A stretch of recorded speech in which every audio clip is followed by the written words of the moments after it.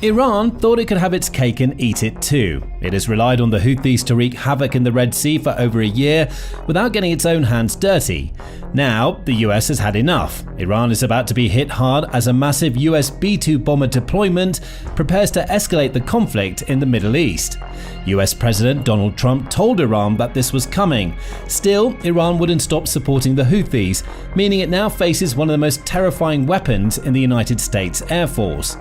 Trump's warning to Iran came on the back of the first 4 days of US airstrikes conducted against the Houthi militant group in Yemen. That group, which has ties to Iran, believed to extend to training and weapons supply, reignited its attacks against container ships and commercial vessels in the Red Sea on March 12. America's response has been to launch daily airstrikes against Houthi targets in Yemen, which Trump says are already proving effective. Tremendous damage has been inflicted upon the Houthi barbarians, and watch how it will get progressively worse, Trump posted to his social media site on March 19. It's not even a fair fight, and it never will be. They will be completely annihilated.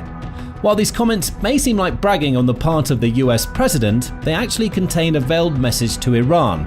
Trump is telling Iran that one of its most important proxies doesn't stand a chance against the US. And he's not just saying it, the US Navy and Air Force are demonstrating that fact. The daily airstrikes in Yemen have killed at least 53 people and injured over 100 more, with the US claiming that it's managed to take out several members of the Houthi leadership already. And if there was any doubt about Trump's true target with these strikes, he cleared all of that up on March 19. In a separate Truth Social post, the US president said, "Iran must stop the sending of these supplies immediately. Let the Houthis fight it out themselves. Either way, they lose, but this way they lose quickly." And in a March 17 post, Trump then delivered his most direct warning yet. Every shot fired by the Houthis will be looked upon from this point forward as being a shot fired from the weapons and leadership of Iran, and Iran will be held responsible and suffer the consequences, and those consequences will be dire. Did the US just declare war on Iran? Not quite. But Trump has sent a message that the US isn't going to stand by and watch as Iran funds and supports the Houthis in the militant group's Red Sea campaign. And again, these aren't empty words from Trump. He's following through on his promises of more strikes against the Houthis in Yemen. And perhaps more importantly, he's following through on the threats he's making against Iran. How? As we speak, the US is transporting B-2 stealth bombers to a military facility that is within range of Iran. On March 26, the War Zone, or TWZ, posted a report claiming that a significant force of B-2 Spirit stealth bombers looks to be currently making its way to the Indian Ocean island of Diego Garcia. It cites satellite imagery from the previous 48 hours that seems to demonstrate that the US is amassing what could become a powerful fighting force on the UK-owned island. Diego Garcia is an interesting place. The BBC reports that it's a remote island nestled in the Indian Ocean, and to the outside observer, it might look like paradise on Earth. Lush vegetation sprouts from its fertile ground. Stunning and practically untouched white sand beaches taper off into crystal clear ocean waters. And as a holiday destination, it has the potential to become one of the most desirable getaways in the entire world.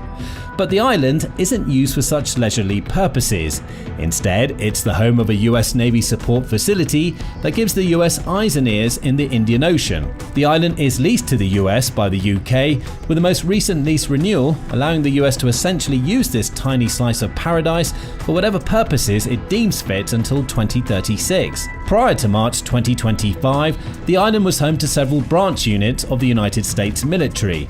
These include a specific Diego Garcia detachment of the US Navy, along with the 36th Wing of the 11th Air Force of the US Pacific Air Forces. It even has a Space Operations contingent, with the 20th Space Control Squadron of Space Operations Command calling the island its home, along with the 21st Space Operations Squadron of Space Delta 6. Add detachments from the US Air Force's 515th Air Mobility Operations Wing to that list, as well as several supporting groups, and you get a remote island that's been transformed into one of the US's key Asian military bases. Those branch groups are still there. They're just being joined now by some of America's most powerful bombers. The US itself provides scant few details about what goes on at the base. According to the military installations website, entry to Diego Garcia is restricted, requiring area clearance by U.S. Navy Support Facility Diego Garcia.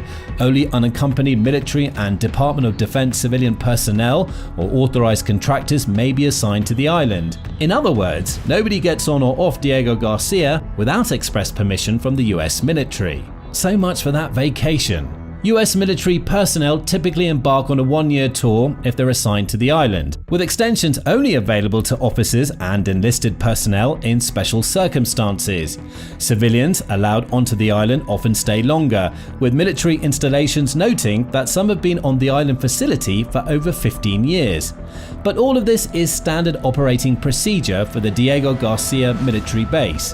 What we're seeing now is much different. TWC says that a combination of radio chatter and satellite imagery confirms that the US is sending B-2 bombers to Diego Garcia.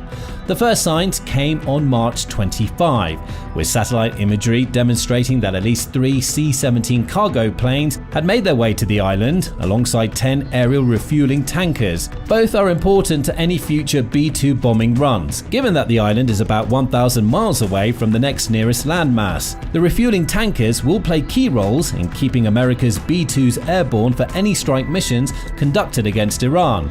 As for the cargo planes, they're doing exactly what the name suggests, shipping vital cargo to Diego Garcia to ensure the B-2s have everything they need for their bombing runs. Radio chatter has also revealed what the US is planning. TWZ says that 2 B-2 bomber crews operating under the call signs Pitch 11 and Pitch 14 were heard communicating with Australian air traffic control in March. That radio conversation, which is publicly available, also confirmed the presence of a third B-2, though that aircraft's crew wasn't involved in the conversation. The trio of US bombers then stopped off in Australia, where they refueled before continuing their journey to Diego Garcia. This aspect of the TWZ report is interesting. It shows that the US isn't attempting to keep the B-2's movements a secret, reinforcing the idea that it's trying to project force against Iran. More radio chatter comes from other B-2s. A fourth, operating under the call sign Pitch 13, appears to be en route to Diego Garcia before having to make an emergency landing at Hawaii's Hickam Air Force Base. TWC says that we don't know the nature of that emergency yet, though images shared on Twitter show that the bomber was met on the tarmac by a crashed truck. More air traffic radio chatter came from another B-2 with the call sign ABBA. Typically stationed at Missouri's Whiteman Air Force Base, that bomber is also en route to Diego Garcia. Whether it's serving as a replacement for Pitch 13 or was also intended to make this journey isn't known. If it's the latter, that makes 5 B-2s either on Diego Garcia or heading to the island. That's a quarter of the 20 B-2 bombers currently stationed at the Whiteman base, which is also the US Air Force's full stock of B-2s. If there was any doubt about where these B-2s were heading, it was all dispelled by 2 things: a later TWZ update and comments from the United States. On March 26, TWZ confirmed that satellite images obtained from Planet Labs show that there were at least 3 B-2s on Diego Garcia. Those images also revealed even more equipment being amassed on the island, including another C-17 cargo plane, 7 KC-135 aerial tankers, and what appears to be a P-8A Poseidon Maritime Patrol aircraft. The latter is a plane that the US Navy uses to conduct reconnaissance for anti-submarine warfare and anti-surface warfare. It's likely the P-8A is on Diego Garcia so that it can conduct scouting runs and information gathering to support any future B-2 missions against Iran in the future. Other signs that the US is bringing more B-2s to Diego Garcia include the temporary closing of several of the airfield's taxiways, with a notice stating that those closures are in place until at least April 27. Those closures may be a result of a number of the island's aircraft now being parked on the base's main apron, said TWZ. However, it's the comments from the US that truly confirm what's happening. Some of those comments are obscure. For instance, March 26 saw White House Deputy Chief of Staff Dan Scavino post a short video of a B-2 to his X account, along with the caption, "B-2 Spirit Stealth Bomber." The post doesn't say much on its own, but it could be a subtle signal about what the US is doing on Diego Garcia. More concrete, though also not a direct confirmation of the B-2's arrival on Diego Garcia, comes from Air Force Global Strike Command, or AFGSC. When asked by TWZ about the Pitch 13 bomber's emergency landing, it responded, "A B-2 Spirit bomber arrived at Hickam Air Force Base. US Strategic Command, its components and subordinate units routinely conduct global operations in coordination with other combatant command services and participating US government agencies to deter, detect, and if necessary, defeat strategic attacks against the United States and its allies. To preserve operational security, we do not discuss details about exercises or operations." That may be the case. However, there are clues in this seemingly boilerplate statement that may give the game away. AFGSC didn't need to mention its coordination with other countries, for instance. We know that Diego Garcia is operated by the UK and that 3 B-2 stopped off in Australia to refuel. Perhaps there's a hint of AFGSC trying to get ahead of any follow-up questions in the statement. Add to all of this, Secretary of Defense Pete Hegseth's extension of the USS Harry S. Truman's stay in the Red Sea, which we now know is linked to the airstrikes the US is conducting in Yemen. That aircraft carrier is set to be joined by the USS Carl Vinson, another aircraft carrier, along with a small fleet of destroyers in the coming days. It all amounts to the US building the strongest combined aerial and naval force near Iran that it's employed for quite some time. Which begs the question, what does all of this mean for Iran? In the immediate sense, Iran will be very concerned about the arrival of B-2s on Diego Garcia, because the aircraft are among the most advanced that the US has in its arsenal. Northrop Grumman, which builds the B-2, provides some basic details about the bomber's specifications. It's piloted by 2 people and can reach high subsonic speeds. No specifics are provided, though this description likely means the B-2's top speed falls within the Mach 0.8 to Mach 1 range, slightly lower than the speed of sound, but still fast enough to outpace most aircraft outside of fighter jets. The bomber has a 50,000-foot combat ceiling and can fly for up to 6,000 nautical miles without needing to refuel. Diego Garcia is over 3,000 miles away from Iran's southern edge, meaning that range is just barely enough for the B-2 to make it to the country and back to the island. However, the B-2's range climbs to 10,000 nautical miles with a single aerial refueling, reinforcing the reasons why we're also seeing aerial tankers arrive at Diego Garcia. As for weapons, the B-2 can carry either conventional bombs or nuclear warheads. It's also an expensive aircraft. In terms of conventional weapons, the bomber can carry up to 80 500-pound Mk-62C mines for naval purposes, or the same amount of Mk-82 ground bombs. Alternatively, it can be loaded with JDAMs for ground assaults, up to 16 Mk-82 2,000-pound bombs, or a host of other munitions. If the US were to go down the nuclear route in a war with Iran, it could load the bombers with 16 of its B-61-7, B-61-12, or B-83 nukes, or up to 8 of its B-61-11 nuclear bombs. The latter is a ground-penetrating and bunker-busting nuke with a yield of 400 kilotons, more than enough to devastate most Iranian cities. The US Air Force website also says that the B-2 has a $1.157 billion unit cost, meaning the US has just transferred over $5 billion of hardware to Diego Garcia, even before accounting for cargo transports, tankers, and other supporting equipment. Frankly, the B-2 is among the most terrifying aircraft the US has, and if Iran sees it flying over its skies, it could be a signal that explosive devastation is incoming. Which brings us to another question. How does the US plan to use its amassed B-2s? We don't have any direct answers from the US military, which has already said that it won't provide any details about specific operations. We can also practically rule out the possibility of the US nuking Iran with its B-2s, as that would only happen if Iran launched a nuclear weapon at the US, which is extremely unlikely. Instead, it seems likely that the US is mostly attempting to project power against Iran with this B-2 deployment. TWZ notes that the last time the US sent a large contingent of B-2 bombers anywhere was in 2022. It sent 4 of the aircraft to the RAAF base Amberley to support the deployment of the Pacific Air Force's Bomber Task Force in a move that was seen as an American attempt to put the squeeze on China.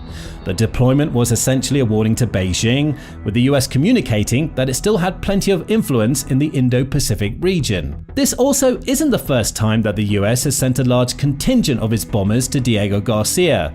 It also did it in 2020, following the US military's successful operation to kill Qasem Soleimani, the former head of the Iran Islamic Revolutionary Guards Corps Quds Force. That time, the US sent 6 B-52s, likely as a way to tell Iran that it would be very unwise to seek any sort of revenge for the operation. Going even further back, the US also used Diego Garcia, along with several other bases in the Indian Ocean, to launch bombing strikes during the initial phases of Operation Iraqi Freedom and Operation Enduring Freedom in Afghanistan. That's where the power projection comes into play. The US knows that it's been able to use B-2s on Diego Garcia to calm Iran's collective temper before. It also has a history of using the island to launch successful bombing campaigns against countries very close to Iran, particularly its neighbor, Iraq. Worst yet for Iran, the US has used its B-2s against the Houthis in the past. Most recently, October 2024 saw America conduct strikes using its bunker buster bombs to take out key Houthi bases. Again, the signal was sent to Iran. This is what we can do to your proxies, so imagine what we could do to you. The fact that the B-2 is also the only US aircraft certified to carry and deploy the 30,000-pound GBU-57B massive ordnance penetrator bomb, which can decimate deeply buried targets, also shows us that the US is preparing for a fight where Iran's most important officials may try to hide underground. And then there's the range issue. We already know that the US can use its aerial tankers to keep its B-2s in the air long enough for them to reach Iran and get back to Diego Garcia. The same can't be said for any Iranian aircraft or weapons. Iran's primary bomber is the Russian-made and Soviet-era Su-24, which has a maximum range of just 1,864 miles. That's not even enough to get it from Iran's southern top to Diego Garcia, never mind making a return journey. Iran's missiles also can't travel far enough to reach Diego Garcia, according to TWZ. It points to research by the Council on Foreign Relations, which notes that Iran's longest-range missile can only travel about 1,240 miles, around half of the distance between Iran and Diego Garcia. All considered, US will be able to attack Iran with its B-2 bombers as and when it feels like it, while Iran will be forced to rely on its limited aerial defenses, which mostly consist of Russian-made S-300s that aren't a match for the B-2. It certainly can't counterattack, as Iran just doesn't have the range in any of its weapons. So what exactly does the US hope to achieve by sending up to a quarter of its B-2s to Diego Garcia? Halting Iranian support of the Houthis is a priority, as Trump has said. The Foundation for Defenses of Democracies says Iran regularly smuggles missiles, drones and bombs into Yemen for the Houthis to use in their Red Sea attacks. In June 2024, the outlet reported that the UK had documented the entry of around 500 ships from Iran into Houthi-controlled ports in Yemen, suggesting that the flow of weapons is large and constant. Trump wants to put a stop to that. But perhaps more importantly, there's a nuclear element to the B-2 deployment on Diego Garcia. On March 7, The Guardian reported on Trump's claims that he'd gotten in touch with Iran to open a dialogue on a new nuclear weapons deal, which will ultimately result in the country accepting that it's not allowed to develop nukes. I've written him a letter saying, I hope you're going to negotiate, because if we have to go in militarily, it's going to be a terrible thing for them. The letter reportedly includes a 2-month deadline for Iranian Supreme Leader Ali Khamenei to come to the table, which means Trump wants talks to start by the beginning of May. So, the arrival of B-2s is all about applying pressure. The US is telling Iran that it knows Iran doesn't have nukes yet, but the US does, and it can drop them from B-2s that it's keeping out of range of any Iranian counterattacks. The implication is clear. If the nuclear talks either don't happen or don't go Trump's way, the US has the ability to nuke Iran into oblivion. But what do you think about the arrival of B-2s on such a remote island in the Indian Ocean? Is there any chance that the US could actually use them against Iran for either conventional or nuclear attacks?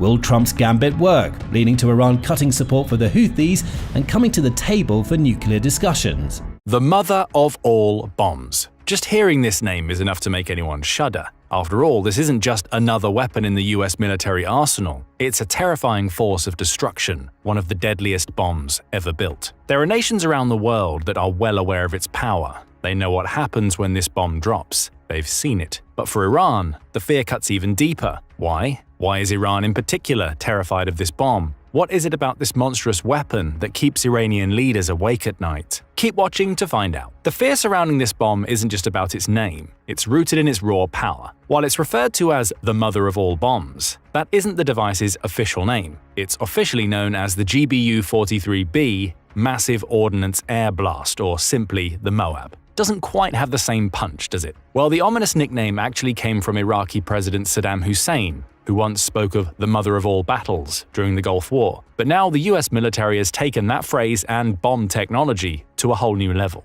So what is the mother of all bombs? The Moab is a large-yield bomb developed by Albert L. Weimortz Jr. from the Air Force Research Laboratory. Despite what its name might suggest, the Moab isn't a nuclear device, which is crucial to understand. Why? Well, because Moab is frequently lumped together with nuclear weapons whenever there's talk about the destructive power of these devices. This misunderstanding has muddied discussions about the bomb's true purpose, which we'll talk about later in the video. While the effect of the Moab might seem nuclear in scale, this bomb is very much a conventional weapon. But what a weapon it is! This thing is a behemoth, 30 feet long, 22,600 pounds, and packed with 18,700 pounds of H6 explosive. These specs make it more than just a bomb, we're talking about a force of nature. And this isn't even the heaviest non-nuclear bomb in the US arsenal. That title belongs to the Massive Ordnance Penetrator, or MOP, a truly colossal 30,000-pound bunker buster, designed to tear through hardened targets. But back to the Moab. Its sheer size isn't the only thing that's impressive about this bomb. Its explosive power is also staggering. The Moab uses H6 explosives, originally developed for underwater blasts because it's shock-resistant and stable. And let us tell you, this bomb is packed with explosives. In fact, it carries the largest amount of explosive in any non-nuclear weapon in the US military inventory. To put that into perspective, compare it to the Joint Direct Attack Munition, JDAM, a frequently used precision-guided bomb. The JDAM weighs between 500 and 2,000 pounds and carries only a fraction of the explosive power found in the Moab.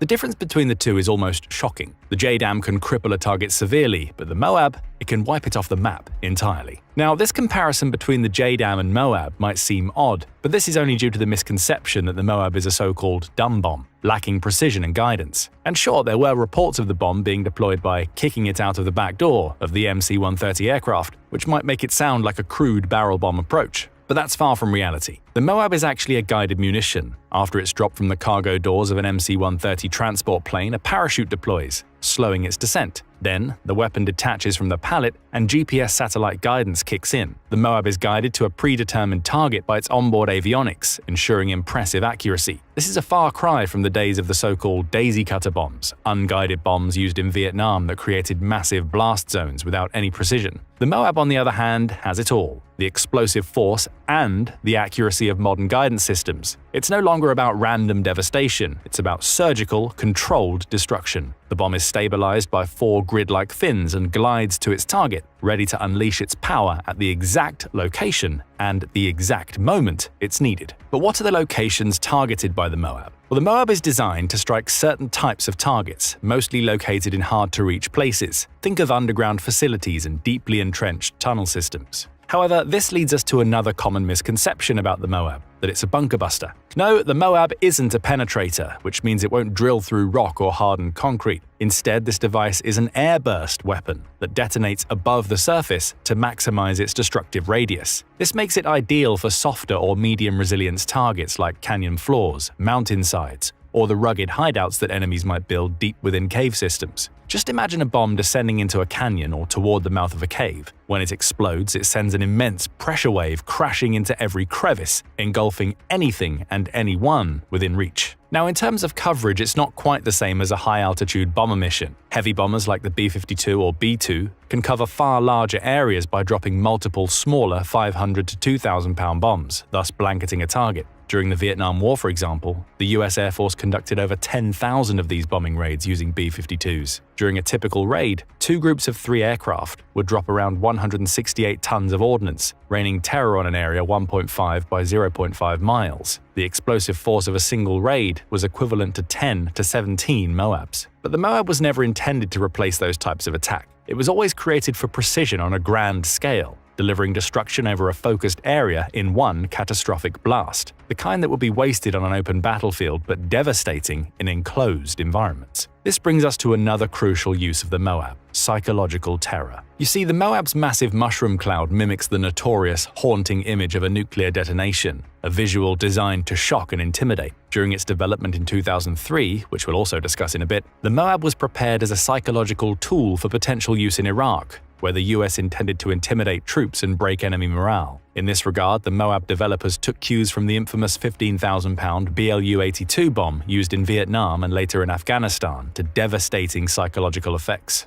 Seeing the impact the so-called daisy cutter had on terrifying adversaries, military strategists set out to create an even more powerful tool for psychological warfare, and they did just that. Seeing the Moab in action, or even just hearing about it, can send a powerful message. It signals that any resistance will be met with an overwhelming show of force, and this is a message that Iran understands all too well. So the Moab's very existence is enough to keep this country and its ilk on edge. After all, we're talking about more than a weapon. We're talking about a reminder of the potential scale of US military power and the readiness to deploy it whenever necessary. However, the horrors of the Moab go well beyond the visual. Its primary effect is a massive blast wave, one said to stretch for up to a mile in every direction, generated by the bomb's staggering 18,700 pounds of TNT. But this isn't just a typical explosion. The bomb's thin aluminium casing maximizes the blast radius, allowing the force to extend over an enormous area instead of being confined by heavy metal that might limit its spread. When the Moab detonates, an immense fireball erupts, causing immediate destruction, in another similarity with nuclear weapons. However, it's the pressure wave that delivers the Moab's true devastation. As mentioned, the Moab detonates above the ground, which allows its force to radiate across the surface. This approach maximizes the area affected, making it deadly for personnel in open areas and lethal, even for those in hardened defenses. Essentially, the pressure wave, fueled by high-temperature gases released in the blast, flattens everything in its path. For those caught within the blast radius, the injuries are particularly gruesome. The wave impacts gas-filled structures in the body, lungs, ears, and the gastrointestinal tract, causing internal injuries that can be fatal. Used against a cave system, the Moab's pressure is even more sinister. It can cause tunnel collapse, trapping or killing those inside, and even if the tunnels hold, the wave can penetrate, injuring anyone within range simply by the sheer force of the shock. But how did this destructive device come to be? We've already mentioned that it was developed for potential use in the Iraq War, also referred to as the Second Gulf War. However, the bomb was never used in Iraq, serving instead as a looming threat, and for Iraq's next-door neighbor, Iran, the message was unmistakable. This weapon exists, and it's ready. The Moab underwent its first test at Eglin Air Force Base in Florida in March 2003. The blast was downright shocking, a display of destructive power designed to unsettle anyone aware of its potential. Since 2003, at least 15 Moabs have been manufactured at the McAllister Army Ammunition Plant in Oklahoma. This figure lines up with the bomb's actual cost, which the US Air Force estimates at approximately $170,000 per unit. This relatively low price stems from using existing parts, materials, and an efficient in-house production process. While earlier reports had inflated the cost to as much as $16 million per bomb, this figure was widely misreported and didn't reflect the streamlined methods used to create the Moab. Truthfully, the first Moabs were built as a crash project meant to meet urgent demand. That's why they sidestepped standard procurement and research costs. Today, manufacturing costs are much higher. With older parts unavailable and factoring in inflation, building more Moabs would require fresh design efforts and rigorous testing, making this bomb not only rare, but extremely expensive to reproduce.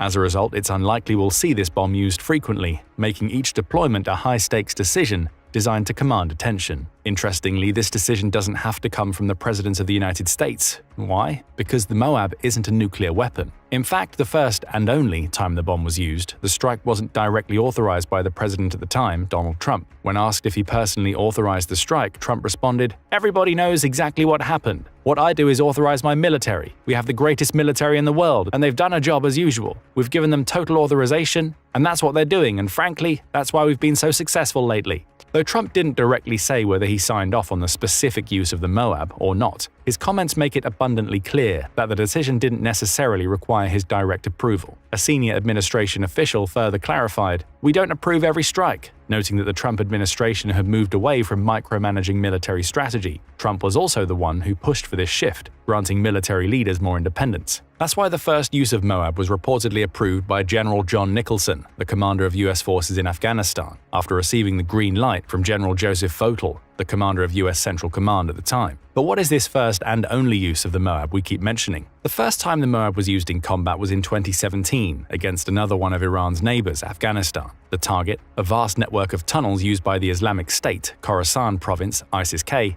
had become a major threat to both US and Afghan forces in the region. These tunnels, which had originally been built by the CIA in the 1980s for the Mujahideen, were a significant advantage for ISIS-K, allowing them to stay hidden, plan, and strike unexpectedly. Since the Islamic State's Khorasan branch established its stronghold near the Afghan-Pakistani border, it was incredibly difficult for ground forces to control the terrain and neutralize the threat. The Afghan National Army Commando Corps tried for months on end, but the ISIS-K remained entrenched in the rugged, heavily fortified terrain, often using improvised explosive devices to slow progress. Prior to the explosion, Afghan forces had struggled to penetrate the area for weeks. Traditional approaches were essentially useless due to the region's difficult-to-access geography. However, even airstrikes and drones have been unsuccessful in taking out these fortified hideouts, so eventually, the US military turned to its ultimate weapon at the time, the Moab. The mother of all bombs was dropped on the rugged mountains of Achin district, Nangarhar province, on April 13th at exactly 7:32 p.m. local time from the rear cargo door of an MC-130. The explosion was unlike anything most had ever witnessed. Afghan residents nearby reported feeling the earth shake as if an earthquake had struck. This is precisely how an Afghan soldier driving toward the targeted area described it, saying, "The explosion felt like a big earthquake, even in the surrounding districts." The blast itself was so powerful that it lit up the sky with a massive fireball, and the ensuing mushroom cloud could be seen for miles. As for the sound, the locals described it as the biggest blast they'd ever heard. One local man recounted, "I've grown up in the war, and I've heard several kinds of explosions through 30 years. Suicide attacks, earthquakes, different kinds of blasts. I've never heard anything like this."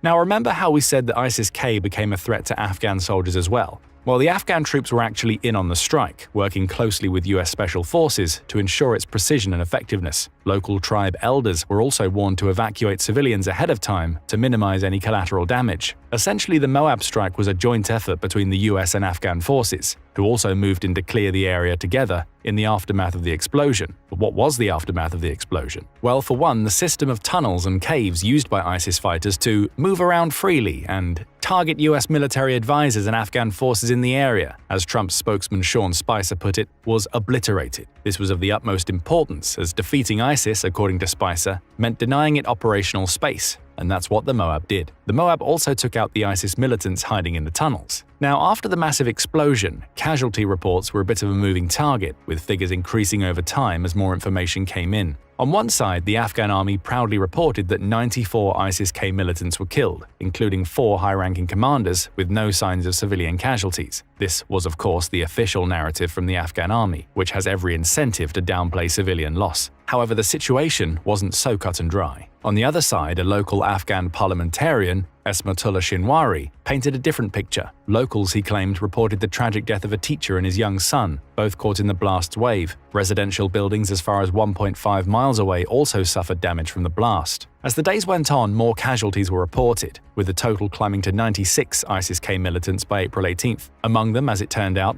were 13 major commanders. According to the Afghan Defense Ministry, several foreign nationals, Indian, Pakistani, Bangladeshi, and Filipino militants were also killed. However, ISIS wasn't buying this story. The ISIS-affiliated Amaq news agency flatly denied that any militants were killed in the strike, a clear indication that they weren't about to give the US military any PR wins. So let's say the true toll of the Moab explosion remains a bit murky, caught between military reports, local accounts, and the larger-than-life scale of the blast. One thing was still pretty clear though: the Moab sent a message, and everyone in the region felt it, Iran included. That's probably why just a few months later, in September 2017, Iran started claiming that it had developed the father of all bombs. Iran's 10-ton bomb was being presented as the country's answer to the Moab, just as devastating, just as destructive. General Amir Ali Hajizadeh, the commander of Iran's airspace force, bragged that this bomb could be launched from aircraft and had immense destructive potential. But here's the kicker: Iran wasn't the only one trying to match the Moab's power in a desperate attempt to conceal their fear. About a decade prior, in 2007, Russia had also unveiled its own father of all bombs. This bomb was being billed as 4 times more powerful than the Moab, thanks to its thermobaric design, which creates a deadly vacuum after detonation. This vacuum pulls air out of the target, making it particularly deadly in confined spaces like tunnels or bunkers. It was Russia's way of saying, "We can do it bigger." So, like Iran, Russia wasn't focused on practical application, it was just sending a message. However, the US military knows a thing or two about sending a bone-chilling message, one that resounds long after the dust settles. That's why Iran is so terrified of the mother of all bombs. The Moab is a bit of a dramatic flourish. It isn't the first bomb you drop, it's the grand finale. It's the ultimate statement that says, "There's no place to hide." But before this statement comes, the US has sent lots of smaller messages that are just as direct. Take the B-2 bomber strikes in Yemen as an example. In 2024, US B-2 bombers targeted underground Houthi weapons storage sites, sending a message that only that stealth bomber could. The B-2's long-range strikes aim to dismantle the Houthi threat in Yemen and demonstrate a potent form of deterrence, America's ability to hit deeply buried, hardened sites anywhere in the world, no matter how well protected they are.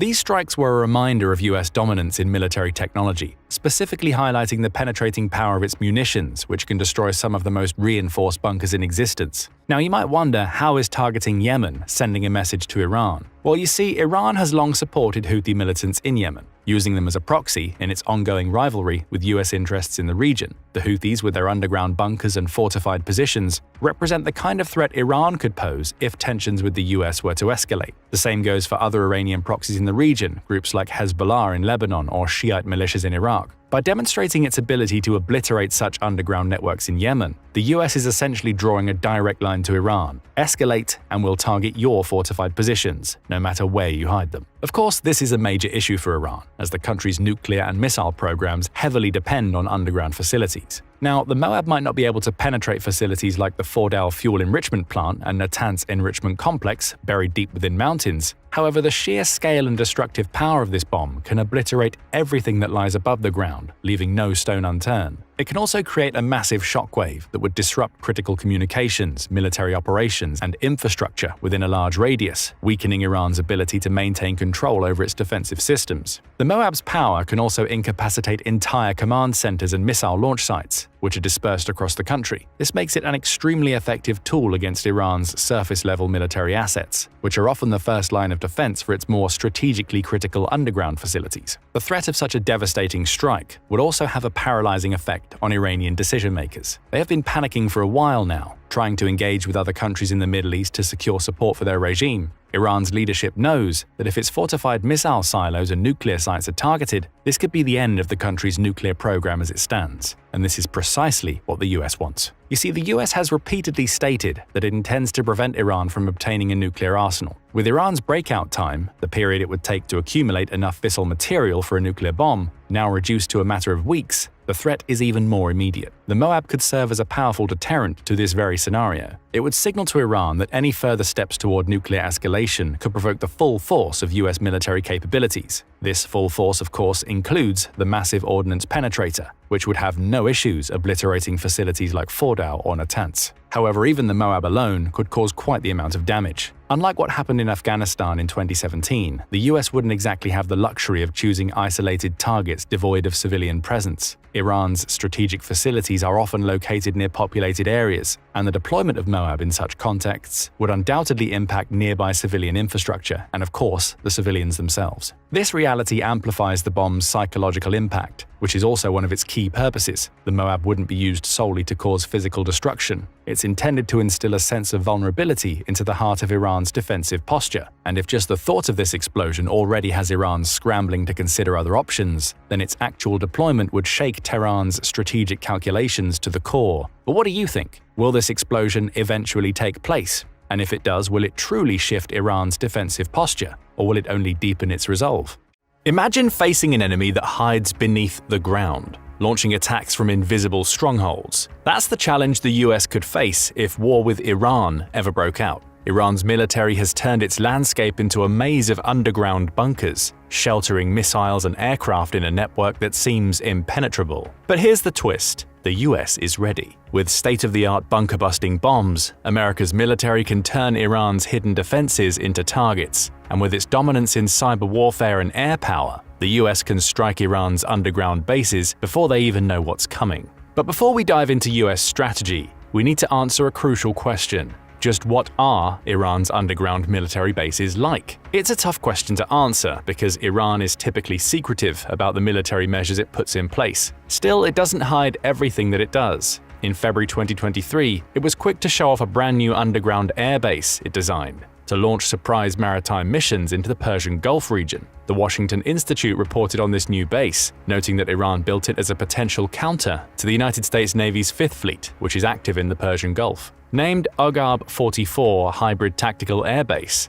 it's located around 75 miles northwest of Bandar Abbas in Iran's Hormozgan province. This base is a concrete monstrosity, built surprisingly inland given its naval purpose, but with the ability to overlook key shipping routes that track through the Strait of Hormuz and the Persian Gulf. Iran calls this a hybrid base. Its reasoning, according to the Washington Institute, is that the base will house both manned and unmanned aerial assets. In other words, Iran has created an underground military base it can use to launch its ever-growing drone army. Iran has invested heavily in drone production. The Iran Primer says it has a roster of over 20 types of drones, each with their own purposes. Those include kamikaze drones, such as the Shahid 136, which is capable of carrying a 100-pound explosive and has become a favorite of Russia when it carries out aerial strikes against Ukraine. Iran also has a large roster of combat and surveillance drones capable of traveling much further than its kamikaze drones. The Shahid 149, for example, can travel up to 1,240 miles, while carrying up to 1,100 pounds of ammunition or electronic equipment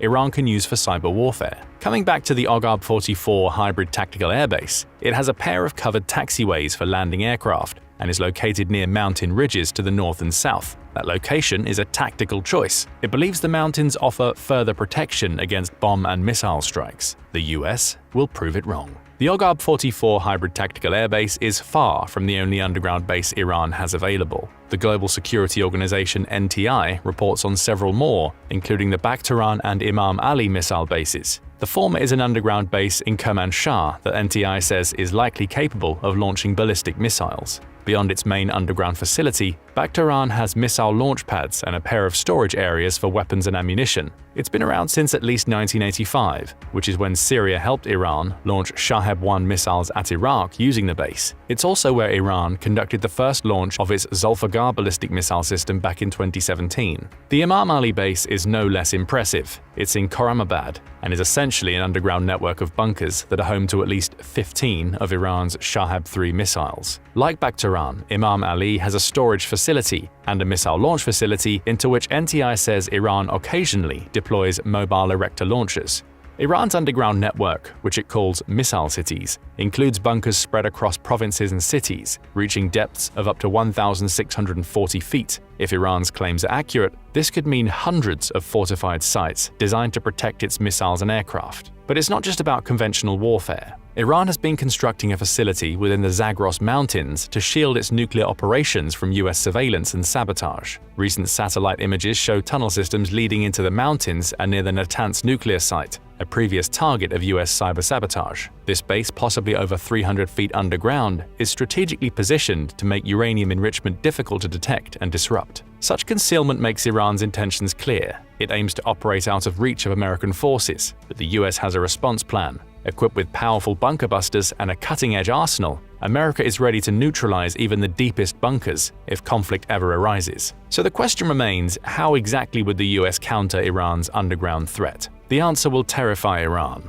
The US can use massive bunker-busting bombs that penetrate deep into the Earth's surface before unleashing explosive fury on Iran's military bases. But these bombs alone aren't enough to do the job. Iran has invested countless millions of dollars into shoring up its base defenses. The country has at least 1,700 anti-aircraft guns. It also has hundreds of S-300 missile defense systems, purchased in an $800 million deal with Russia made in 2007, and the ability to build its own S-300 equivalents. Granted, there's a quantity versus quality issue here. Iran focuses on getting as many anti-air defense units on the ground as it can, even if those units are outdated, to blanket the skies if an aerial threat looms. Still, this investment means the US can't simply fly over Iran whenever it feels like dropping its bunker-busting bombs. It has to be smarter than that. The use of bunker busters would start with intelligence gathering. That's according to the Spotlight YouTube channel, which points out that any bunker-busting bombs would need to be launched with pinpoint accuracy to stand any chance of destroying an underground Iranian base. So the US would have to take its time identifying its targets. Satellite imagery would help.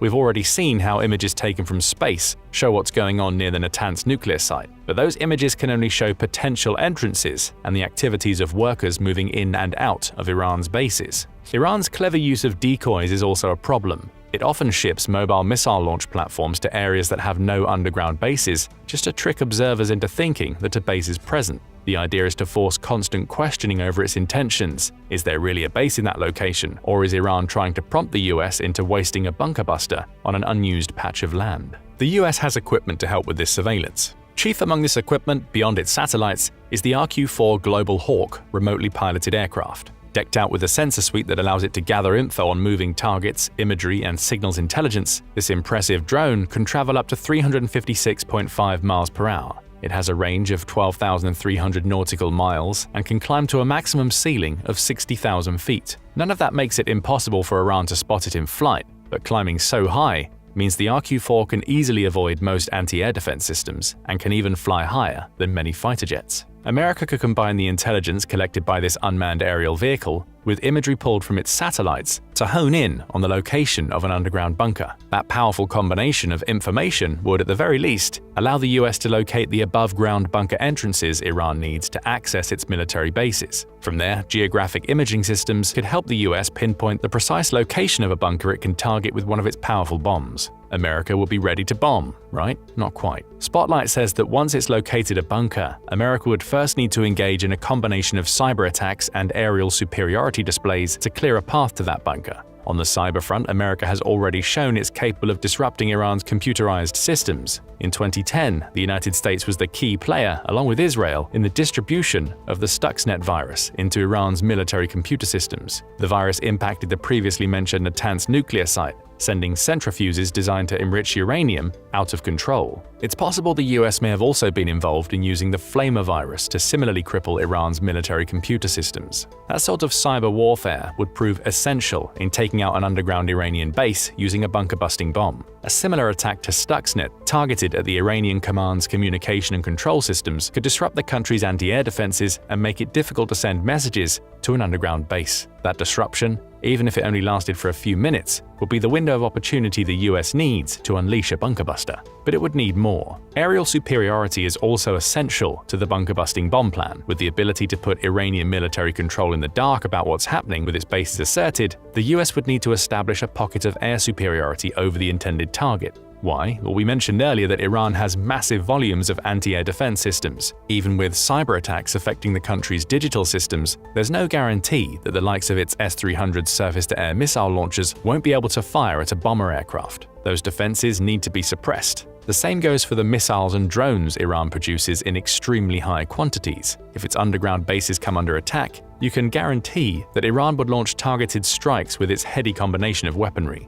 It's already showcased its capabilities with multiple strikes on Israel since Hamas's October 2023 terrorist attack. Its October 2024 strike on Israel alone used over 180 missiles and a huge number of drones, all weapons Iran could turn against an aircraft carrying a bunker-buster bomb. What's America's solution to this problem? Spotlight suggests a combination of the F-22 Raptor and the F-35 Lightning. Both are stealthy multi-role fighter jets capable of flying over Iranian airspace without being detected by radars. The US could use these jets to carry out targeted strikes on Iranian anti-air defenses surrounding an underground bunker, while its cyber attacks prevent proper communication. Even the US Navy could get involved, claims Spotlight. Tomahawk missiles launched from American ships in the Persian Gulf could also target Iranian air defense systems, drastically reducing Iran's ability to target an incoming bomber. The idea would be to fill the skies with missiles to distract anti-air systems away from the real target, while using those very missiles to destroy Iranian defenses near a bunker. Add drones into the mix, the US is as capable of producing kamikaze drones as Iran, and you get a blanket approach to establishing air superiority that would clear the way for a bombing run. Does that sound unrealistic? If it does, then just know that the US is already preparing by sending F-22 Raptors into the Middle East. That's according to no less than the US Central Command, which posted on X in August 2024 to herald the arrival of F-22s near Iran as part of what it calls America's force posture changes in the region. It specifically mentioned Iran and its proxies, indicating that the F-22s are arriving to mitigate the possibility of regional escalation. Is that the real reason? Or has the US sent F-22s into the Middle East because it knows it'll need them if it ever decided to unleash its terrifying bunker-buster bombs? About a dozen of these F-22s arrived in the Middle East from America's Alaskan Elmendorf-Richardson Joint Base, making a more than 5,600 nautical mile trek that included stops in the UK and various locations in the Mediterranean. The US also used tanker aircraft, which are special aerial refueling planes, to keep its F-22s topped up during their voyage. The point of all this is simple. The US has a combined cyber and aerial superiority plan that will allow it to unleash its bunker-busting bombs. It's also not afraid to let Iran know that it's prepared to unleash that plan at any time. But now it's time to get to the main event, the bombs themselves. With aerial superiority established and cyber attacks wreaking havoc on Iranian communications, the US would have its pick of two extremely powerful bombs that can easily destroy an underground military base. The first of these is the GBU-57 Massive Ordnance Penetrator, or MOP. Designed specifically to destroy weapons of mass destruction hidden in what the US Air Force calls well-protected facilities, the GBU-57 is a bomb with massive penetrative power. The conversation even points out that the US specifically developed the bomb during a time of heightened tension with Iran in 2013. Back then, the bomb was supposed to be able to destroy the nuclear facility at Fordow that, like so many other Iranian military facilities, is nestled deep underground. The MOP weighs a staggering 15 tons, with the casing accounting for around half of that weight. Each bomb has an explosive charge weighing at least 5,300 pounds. It's a 20-foot-long bomb that can penetrate up to 200 feet of reinforced concrete thanks to the heavy casing. That's enough to plow through the concrete protection installed in most of Iran's underground bunkers. It's a versatile bomb too. The US can drop it from its old B-52 strategic bombers. However, it much prefers to use the B-2 long-range stealth bomber, which has a range of 6,000 nautical miles and a ceiling of 50,000 feet. That ceiling is important. It makes the B-2 nearly invulnerable to the older anti-air systems Iran has in place, allowing it to fly high and drop its bombs while out of range of the Iranian missiles and gunfire. The B-2 is also large enough to carry two GBU-57 MOPs, so they carry double the bunker-busting power. The GBU-57 is also smart. Iran's response to penetrative bombs is to use layered concrete when building its underground bunkers. In other words, the thick layers of concrete it uses have voids of empty space built between them. The goal is to trick any incoming bomb, such as the MOP, into thinking it's successfully reached its target, causing it to explode early and leave the bulk of the base undamaged. That won't work on the GBU-57. The conversation says the massive bomb has undergone fusing developments that allow it to decipher between a void and an actual target. Where Iran thinks these gaps in its concrete will protect its bases, the GBU-57 will just keep plowing on through. Global Security adds to this, stating that the bomb operates with a delayed fuse to get around the void issue. It'll dig as deep as it needs to go, ensuring maximum destruction is wrought on the underground command facilities and missile bunkers that dot the Iranian landscape. The GBU-57 is a massive and powerfully penetrative bomb, and it's not the only bunker buster the US has at its disposal. Enter the GBU-72. Developed around 6 years after the GBU-57, the GBU-72 is a smaller bomb, weighing 5,000 pounds. That still makes it a devastating weapon, just one that has less explosive power than its much larger cousin. The bomb is an upgrade over the old GBU-28, which the US used for similar bunker-busting purposes during Operation Desert Storm and its later invasion of Iraq. According to the US Air Force, the GBU-72 was developed using modeling and simulation techniques designed to increase its lethality compared to the older variant. That advanced modeling led to a bomb that uses a modified version of the GBU-31B's tail kit, meaning the GBU-72 has a GPS-assisted inertial navigation system that guides it toward its target. Add to that a pair of long fins, one attached to each side of the bomb near its bottom, and you get a weapon that can glide to its target after being dropped from a height of at least 35,000 feet. Again, that ceiling is important for ensuring the bombers dropping this powerful weapon stay out of range of Iran's anti-air defenses. The only thing we don't know is how deep the GBU-72 can penetrate, but the US Air Force offers some hints. GBU-72 Program Manager James Cullerton says that lethality is expected to be substantially higher compared to similar legacy weapons like the GBU-28 when talking about the GBU-72's power. The GBU-28 could penetrate up to 150 feet underground. It stands to reason that the GBU-72's enhanced lethality should allow it to push 200 feet or more toward a target before it detonates. But what if these powerful penetrating bombs aren't enough to take out an underground base? That's a possibility. Remember that the estimates for the underground portion of the Natanz nuclear site place it between 260 and 328 feet under the Earth's surface. Neither of these bunker busters can drill down quite that far. They'll still be able to destroy access tunnels and cut off the base from the outside, but the base itself would be intact, albeit far less usable. Well, the US could always go nuclear. The B-61-12 bomb is America's last resort if its more conventional bunker busters can't get the job done, according to Spotlight. Production on this 12-foot and 825-pound nuclear weapon began in 1968, though the most recent version was developed in 2020. The US has also undertaken a refitting program that will update the older versions of the bomb at the cost of $7.6 billion. What makes the B-61-12 so dangerous? It's a nuclear gravity bomb, launchable from the air, using either a guided drop mode or ballistic gravity to arrive at its target. Those guided capabilities come from the addition of 4 flexible fins, allowing the bomb to glide. Its tail section has also been tweaked to improve accuracy so that it can land within a target range of 98.4 feet. Located in the bomb's midsection is the nuclear warhead. The US has options here. The warhead can vary between 4 options: 0.3, 1.5, 10, and 50 kilotons, depending on the size of the target and the amount of damage America wants to cause. There's just one problem. The B-61-12 isn't a penetrative weapon on the scale needed to breach an Iranian bunker. The Federation of American Scientists, or FAS, says that the bomb can penetrate underground, but its range isn't high enough to reach a bunker. In fact, it's likely that the B-61-12 can only penetrate up to 10 feet underground, though that may have increased since the 2016 publication of the FAS report. Still, 10 feet is better than nothing, and the US could combine its conventional bunker busters with the B-61-12 to devastate an Iranian target. Imagine a GBU-57 penetrating deep and blowing a massive hole in the earth, into which the US then drops a B-61-12,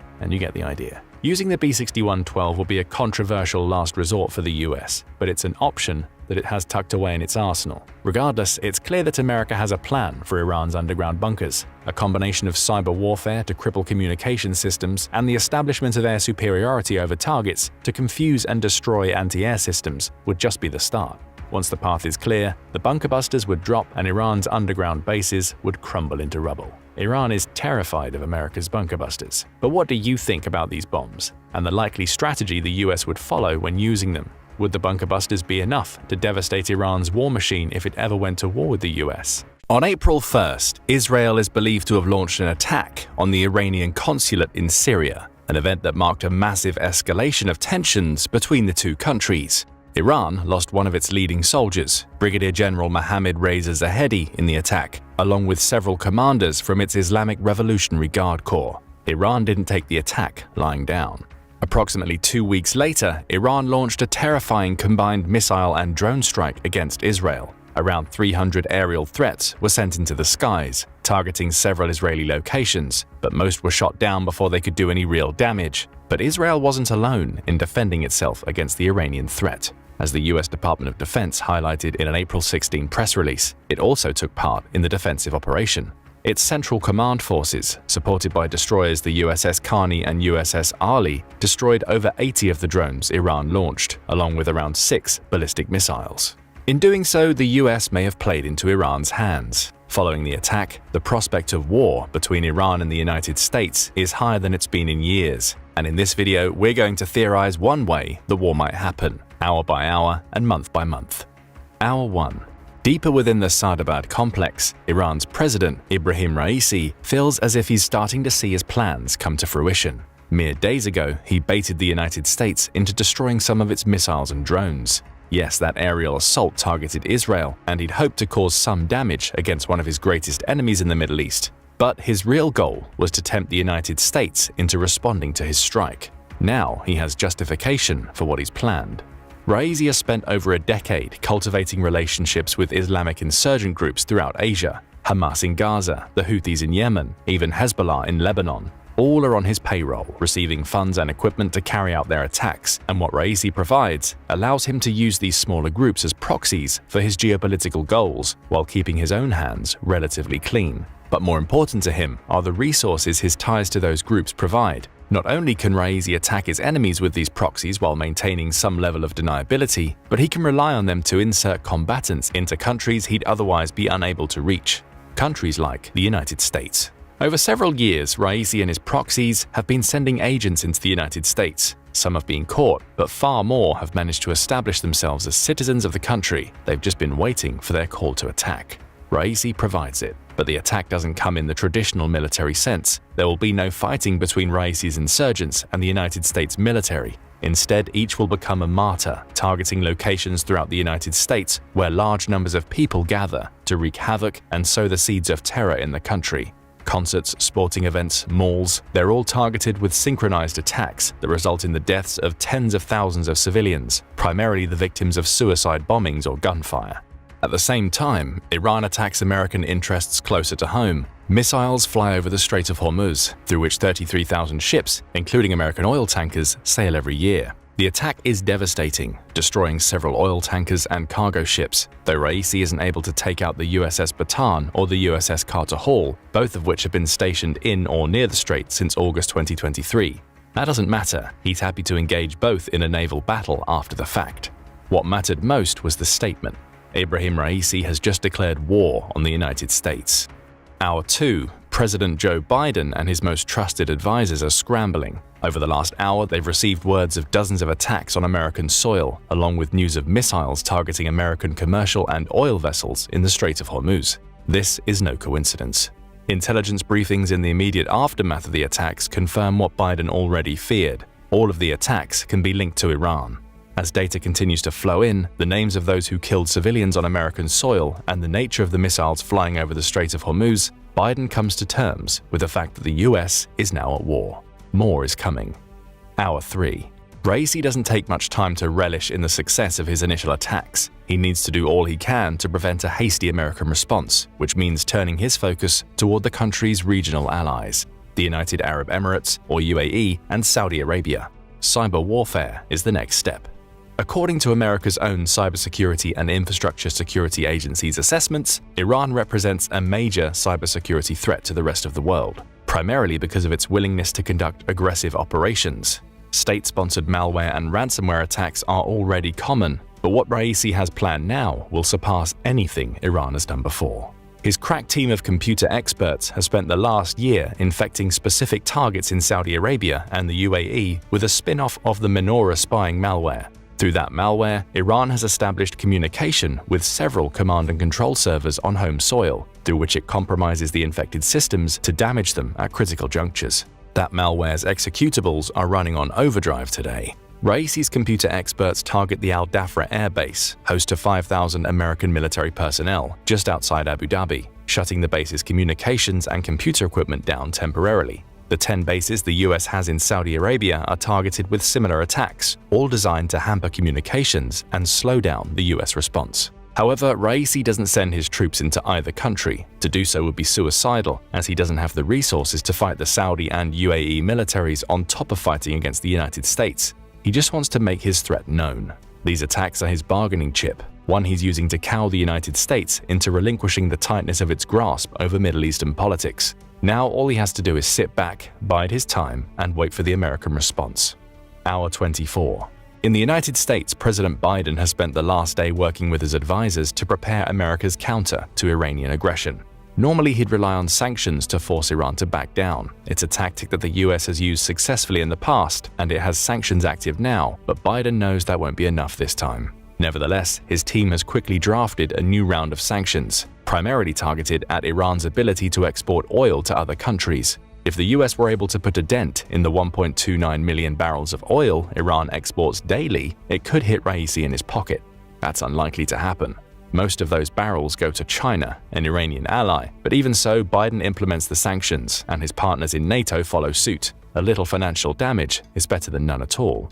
More important will be his response to Iran's attacks in the Strait of Hormuz. After all, he knows that Raisi can't send his military onto American soil, so the US will have to engage him closer to home to show that it's simply not lying down and allowing the attacks to happen. Furthermore, he can't allow Iran to have control over that passage of water. Too much cargo and oil that's valuable to the United States passes through. He has to control it as quickly as possible, both to hurt Iran and protect America's interests. The USS Bataan and the USS Carter Hall are both on alert and have orders to attack any Iranian naval vessels they find. Biden also seeks help from the Combined Task Force, or CTF-150, a multinational force that includes ships from France, Germany, and the UK to help him start the fighting early in the strait. That force contributes almost 15 ships, though Pakistan withdraws in an effort to stay neutral and will help Biden conduct a tit-for-tat naval battle in the strait and throughout the Persian Gulf until a stronger naval fleet arrives from the United States. With those early measures in place, Biden has to turn his focus to his own people. America was attacked on its own soil in multiple locations by terrorists who he now knows were funded and supported by Iran. Not only must he bring solace to a damaged nation, but he must prepare it for war. Week 1.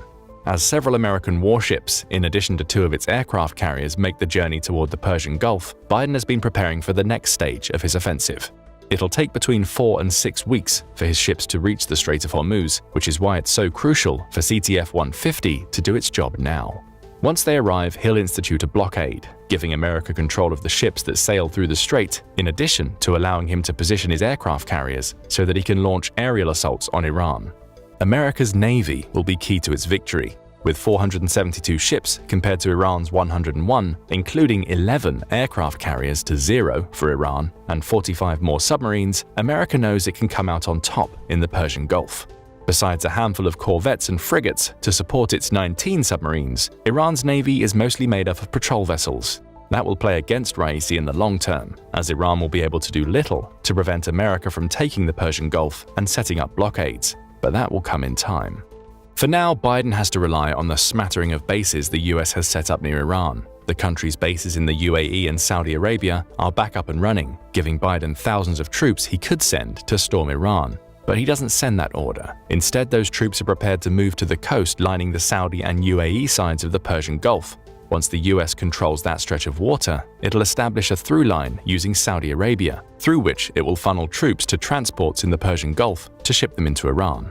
America's alliance with Israel will also pay dividends.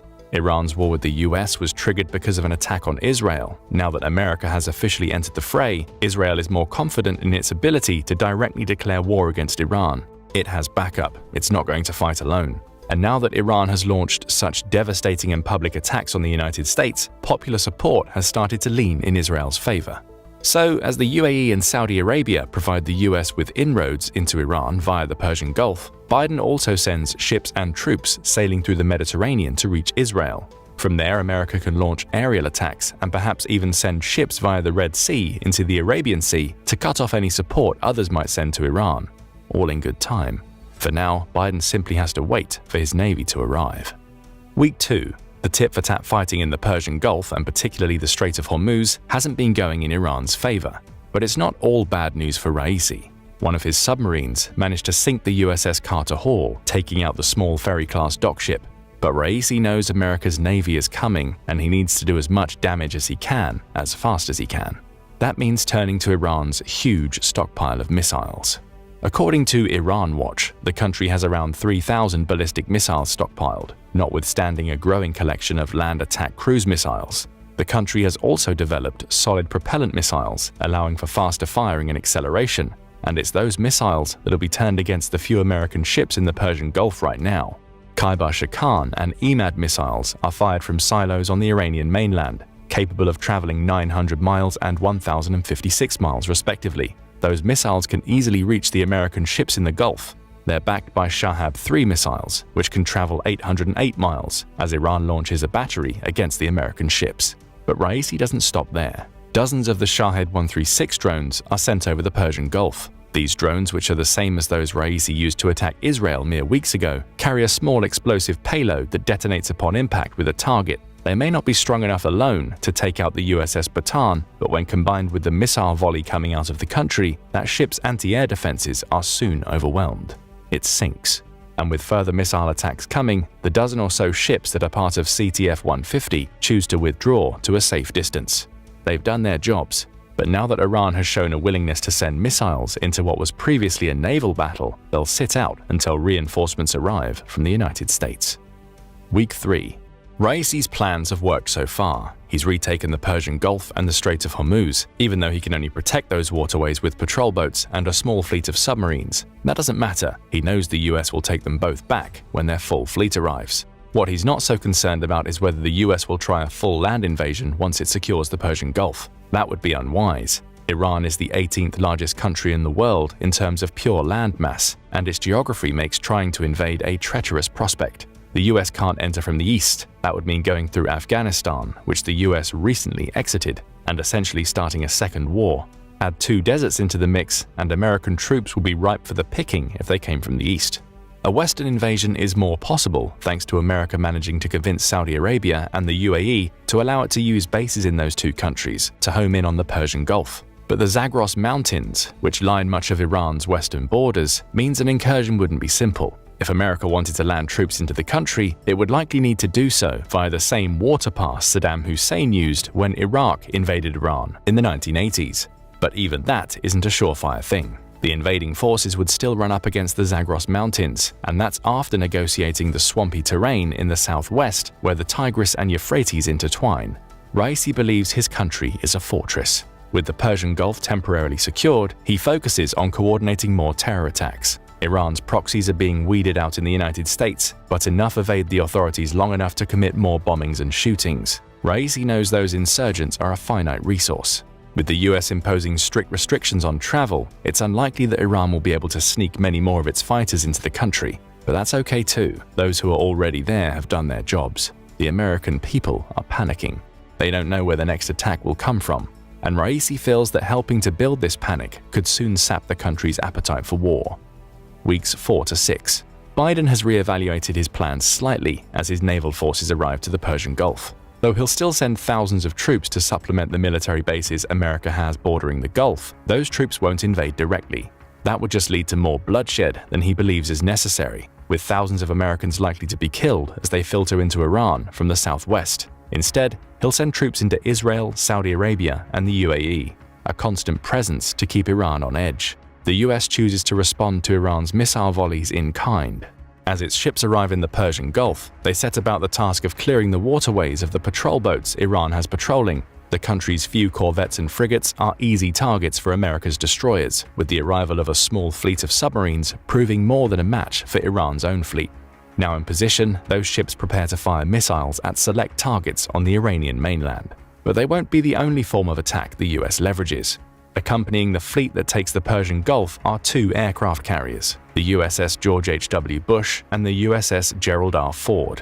The latter carries over 75 aircraft, with the former carrying 60, and they'll be used to bring America's air superiority to bear. F-18 Super Hornets will make up the main attack force, backed up by Northrop Grumman E-2 Hawkeyes that will be responsible for conducting reconnaissance and helping the Super Hornets find targets on the Iranian mainland. When Iran inevitably sends its own jets into battle, Lockheed Martin F-35C Lightning fighter jets will engage Iran's fighters over the Persian Gulf. The goal is simple: attack from the water, using missiles fired from ships and America's huge fleet of jets to cow Iran into submission quickly. Week 7. Raisi expected all of this. He knows that Iran can't match the United States in terms of pure firepower. Its stock of 121 combat-ready fighter jets, along with 15 attack-type planes, will be overwhelmed by those flying from America's air carriers. If the US brings more carriers to the Persian Gulf, they'll gain full air superiority. But Raisi is far from being out of ideas. He's not looking to go toe-to-toe in a fight with the United States. He wants to use their aggression against them. After all, as accurate as American missile strikes may be, they're far from perfect. No concerted missile strikes are.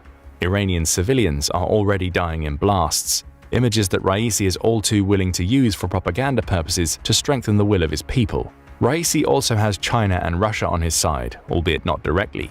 China in particular is heavily dependent on the Strait of Hormuz for many of its goods. Though it won't pick a fight with the United States, Beijing has already started placing pressure on Washington to find a peaceful solution. Russia is also calling for restraint, arguing that an entire country shouldn't be punished for the actions of radicals. Raisi also benefits from both China and Russia having veto power as members of the United Nations or UN Security Council. Both use their vetoes, preventing the United States from obtaining global political legitimacy for the war via the UN. All of the while, Iran is spreading more chaos throughout the Middle East through its proxies. Hamas and Hezbollah maintain their focus on Israel, while the Houthis in Yemen grow ever bolder in their attacks on the Red Sea. The US has to divert at least some of its naval forces to that area. Though that won't be enough to substantially weaken its presence in the Persian Gulf, it allows Raisi to cast the United States as the controlling influence over the Middle East that he has always claimed it to be. Attacks also start occurring in the UAE and Saudi Arabia. The Houthis play a part in the attacks on the latter, with funds and equipment having already been funneled out of Iran to allow for their attacks on Saudi airports and energy plants. Raisi is gambling. If he wins, he could induce a war weariness in the United States quickly, as well as use his proxy attacks to make Saudi Arabia and the UAE withdraw their support for America. Month 2. Biden sees that the war is already at a sort of stalemate. Iran is baiting the United States to invade its mainland, an action that Biden knows is extremely risky. If the US were to throw its full force into that invasion, it's inevitable that hundreds of thousands of people, both troops and civilians, will die. He also knows that the Iranian people have been galvanized against the US due to civilians having already died in American missile strikes. Even if the US takes Iran, absorbing all of the bloodshed that would involve, he sees the potential for leaving a power vacuum. Insurgent groups would splinter off and continue fighting in the country, resulting in America potentially facing a similar situation to what it saw in Afghanistan. But still, the US can't stay in its holding pattern forever. It's holding the Persian Gulf easily and has even taken steps to reopen the Strait of Hormuz to try and keep Beijing happy. Daily missile volleys and airstrikes are being conducted on Iranian targets, slowly whittling away at the strength of Iran's war machine. But Iran won't capitulate unless it faces the full power of an American invasion. And while the US holds the Persian Gulf, Iran's proxies are conducting terror attacks throughout Europe and Africa. If the situation isn't resolved soon, the US may have a global conflict on its hands, with other nations looking to it to help them fight against Iran-backed insurgents on their territory, spreading the country's resources even thinner. Iran is also making America's naval and air assaults costly. The country is more than capable of sinking ships using missiles fired from the mainland, with the US having lost over a dozen since it took control of the Persian Gulf.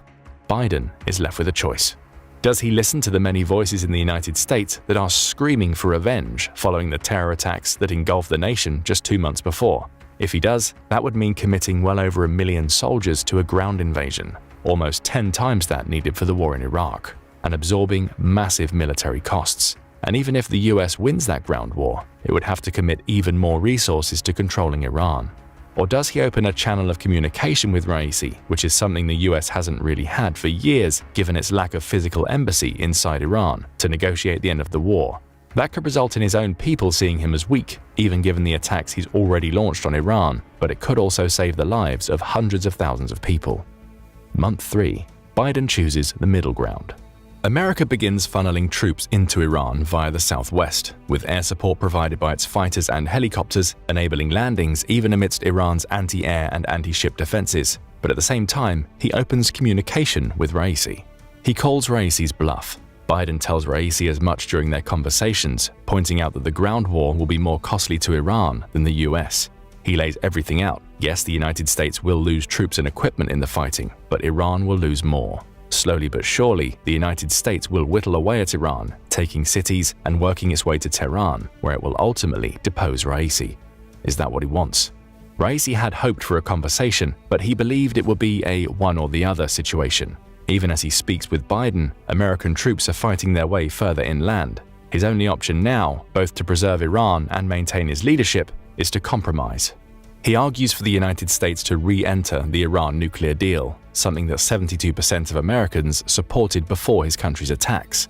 He also tells Biden that he should cease America's support for Israel, leaving the country to fend for itself against Iran's proxies. Biden is prepared to do the former, but won't do the latter. Israel has long been an ally of the United States, but he can encourage Israel to come to the table and potentially negotiate a ceasefire of its own. He also tells Raisi that his proxies need to stop attacking commercial vessels in the Red Sea and that the Strait of Hormuz needs to be reopened for business. He also seeks promises. If Israel is to come to the negotiating table, Iran needs to approach the discussions without threats of fighting. Plus, American troops need to be guaranteed safe passage back out of Iran. Just one attack will be enough of a spark to reignite the conflict. Diplomacy has to win the day. Raisi contemplates his options and ultimately accepts Biden's proposal. The conflict isn't over, as relations with Iran are still in the balance. But Biden is at least able to start withdrawing American troops from Iran and has avoided getting the country sucked back into a Middle Eastern crisis that it's already too war-weary to control. Still, this is just one of the many ways that a war between the United States and Iran could go. And frankly, this may be the most optimistic of the scenarios available, especially when compared to the violence and bloodshed that would erupt from a full ground invasion. But what do you think? How would the war play out differently if the US committed to a ground-based assault? Could America take Iran and keep control of it? Or would a country that's been described as a fortress draw out the conflict until the United States withdrew? A new crisis is unfolding in the Middle East. US President Donald Trump is threatening to bomb Iran, and Russia has just issued a dire warning in response. Yes, Russia. Trump's bombing threat has just created a global crisis that threatens to deepen the alliance between two of the US's most powerful enemies. And if the US isn't careful, we may be seeing the route toward Iran gaining access to nuclear weapons unfold before our eyes. The current tensions trace back to a March 30th interview, where Trump's statements coincided with ongoing US airstrikes against the Houthis in Yemen. This Iranian-backed militant group has disrupted Red Sea shipping since the Gaza conflict began. The Houthis have launched dozens of missile, drone and direct seaborne assaults against commercial vessels in the Red Sea, hijacking at least 3, sinking 2 others, and killing 4 crew members. The US, under Trump, has responded with an overwhelming bombing campaign against Houthi locations in Yemen that have killed at least 61 people since they started on March 15. So, Trump's interview came at a time when tensions were already high between the US and Iran, and what he said only elevated those tensions. When asked about whether US and Iranian officials were talking, Trump refused to elaborate on the issue much further. We do know that the US president has sent a letter to Iran demanding direct negotiations to discuss the country's burgeoning nuclear program. The US doesn't want Iran to have nuclear weapons, which would only reinforce the country's support of groups like the Houthis, while making Iran a bigger threat in the Middle East.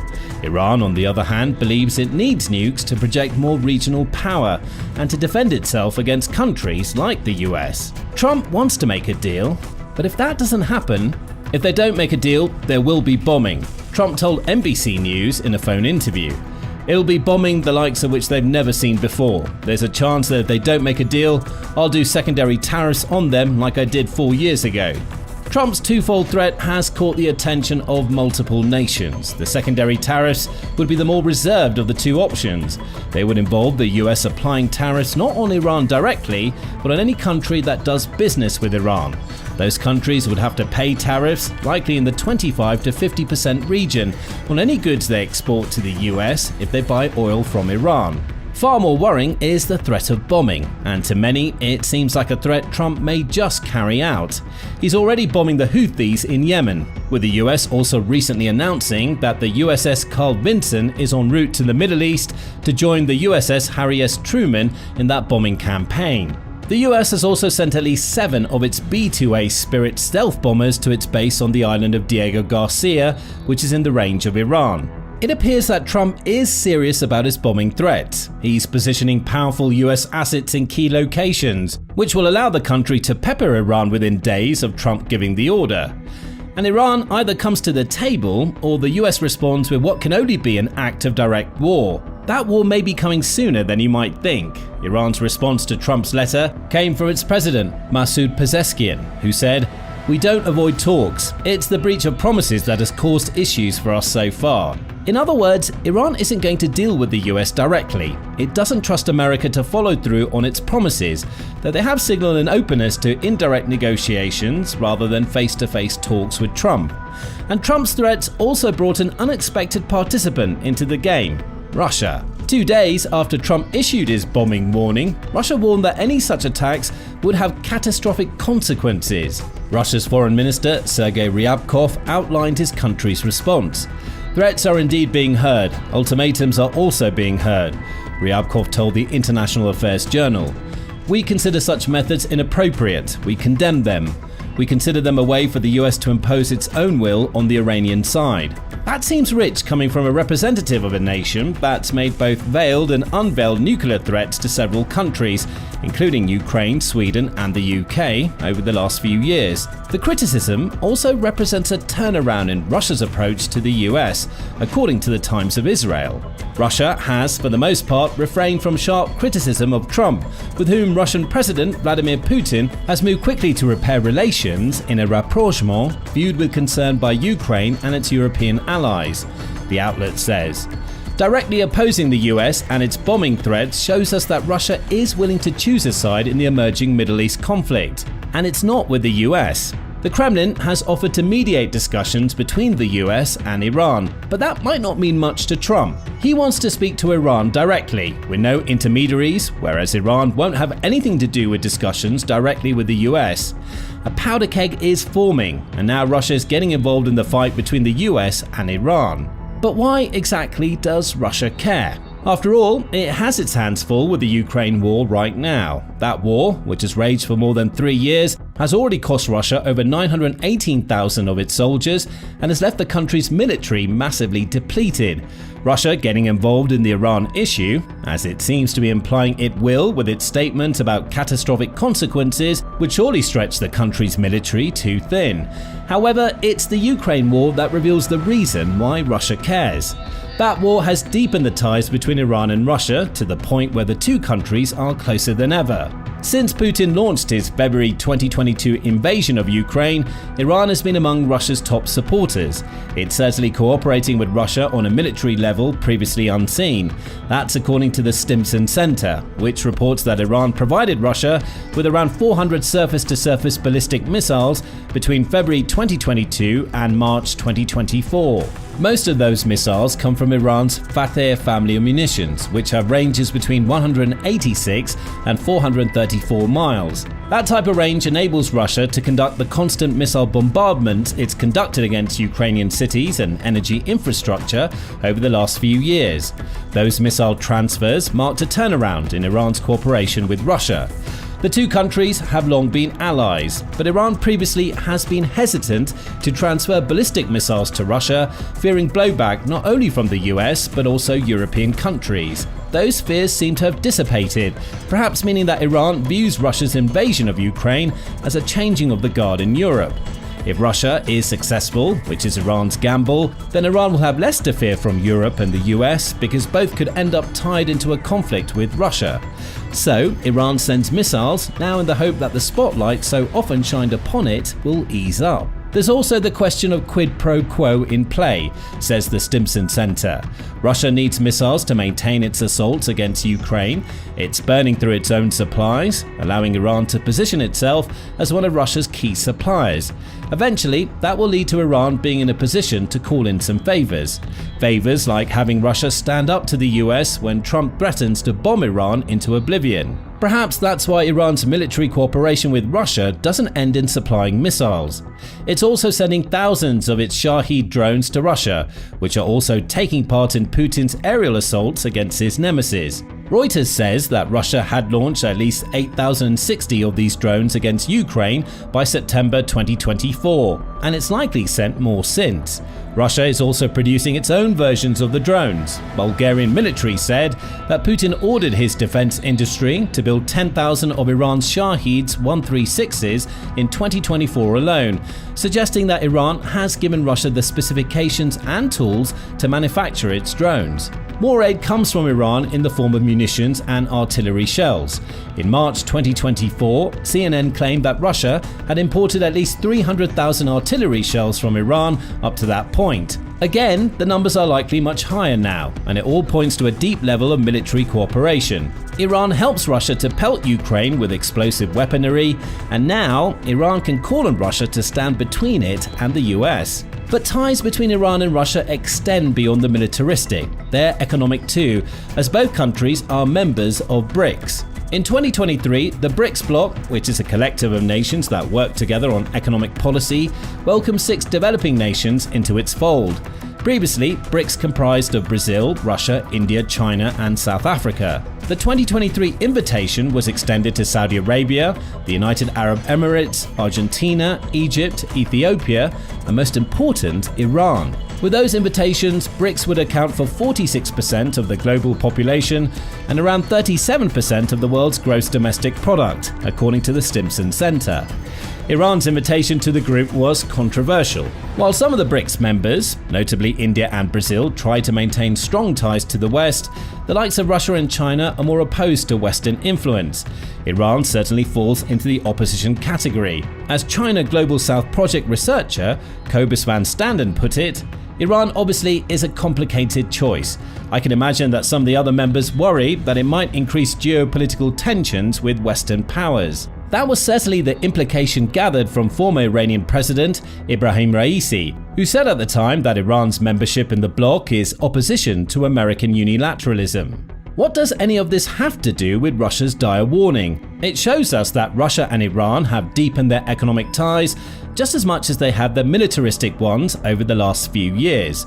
Russia relies on Iran for weapons, but it also needs Iran as a trading partner at a time when its economy is struggling under the weight of Putin's Ukraine war and the sanctions applied to Russia by the West in response. If any evidence of that was needed, the Tehran Times reported in January 2025 that trade between Iran and Russia reached $1.9 billion between March and December 2024. That represented a 14% increase over the same period in 2023 and will likely see trade deepen between the two countries in the coming years. The US bombing Iran would put that growing trade relationship under threat. Russia can't allow that. Not only would it lose access to missiles, drones, and artillery that it's using in the Ukraine war, but it will potentially lose a vital source of income as Iran is forced to focus its efforts on combating the US. There's also the fact that Russia wants to use Iran to maintain its influence in the Middle East. In late November 2024, rebel forces in Syria launched a large-scale attack against the country's president, Bashar al-Assad, and his forces. That was a problem for Russia. It had relied on its close relationship with Assad to indirectly project power in the Middle East. But in little over a week, the Syrian rebels had taken control of the Syrian cities of Hama and Dara. By December 8, Syria's capital of Damascus had fallen, and with it fell Assad's regime. And with the loss of Assad, Russia found itself struggling to influence Middle Eastern politics as directly as it had in the past. Russia's deepening ties with Iran is a solution to that problem. Beyond all of the increasing trade and flow of weapons between the two countries, they've also put their partnership on paper. In January 2025, Iran and Russia signed a comprehensive strategic partnership treaty that solidified their relationship. Putin issued a statement in the wake of signing that document. We are now united in not resting on our laurels and taking Russian-Iran relations to a qualitatively new level. This is the meaning of the signed Interstate Treaty on Comprehensive Strategic Partnership. It sets ambitious tasks and benchmarks for deepening bilateral cooperation in the long term in politics and security, trade, investment, and humanitarian areas. In other words, Russia and Iran are now working toward common interests, and keeping the US out of Middle Eastern politics is one of those interests. The dire consequences Russia warns of are designed to protect their relationship, keeping the flow of weapons from Iran into Russia secure while allowing Putin to maintain some level of influence over the Middle East. Of course, Russia isn't the only country threatening the US over Trump's threats. Iran itself has been far from silent. In fact, it's implied that Trump's efforts to force nuclear negotiations could result in Iran's nuclear program accelerating to the point where the US can no longer stop it. On April 1st, France 24 reported Iran's response to Trump's bombing threats. The country's supreme leader, Ayatollah Ali Khamenei, says that Iran is prepared to hit back if the US starts dropping bombs. Worse yet for the US, those strikes won't come from missiles and other conventional weapons, as the US would likely assume, but instead from something much more powerful. We're not moving towards nuclear weapons. But if you do something wrong in the Iranian nuclear issue, you will force Iran to move towards that because it has to defend itself. Iran does not want to do this, but it will have no choice.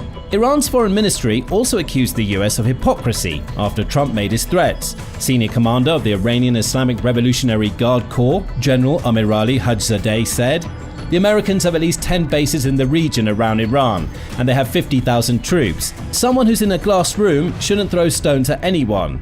There's a lot to unpack from these comments. For one, Iran is accusing the US of being the aggressor in this emerging Middle East situation. Technically, it's correct, as Iran hasn't launched any direct attacks against the United States to prompt Trump's bombing threats.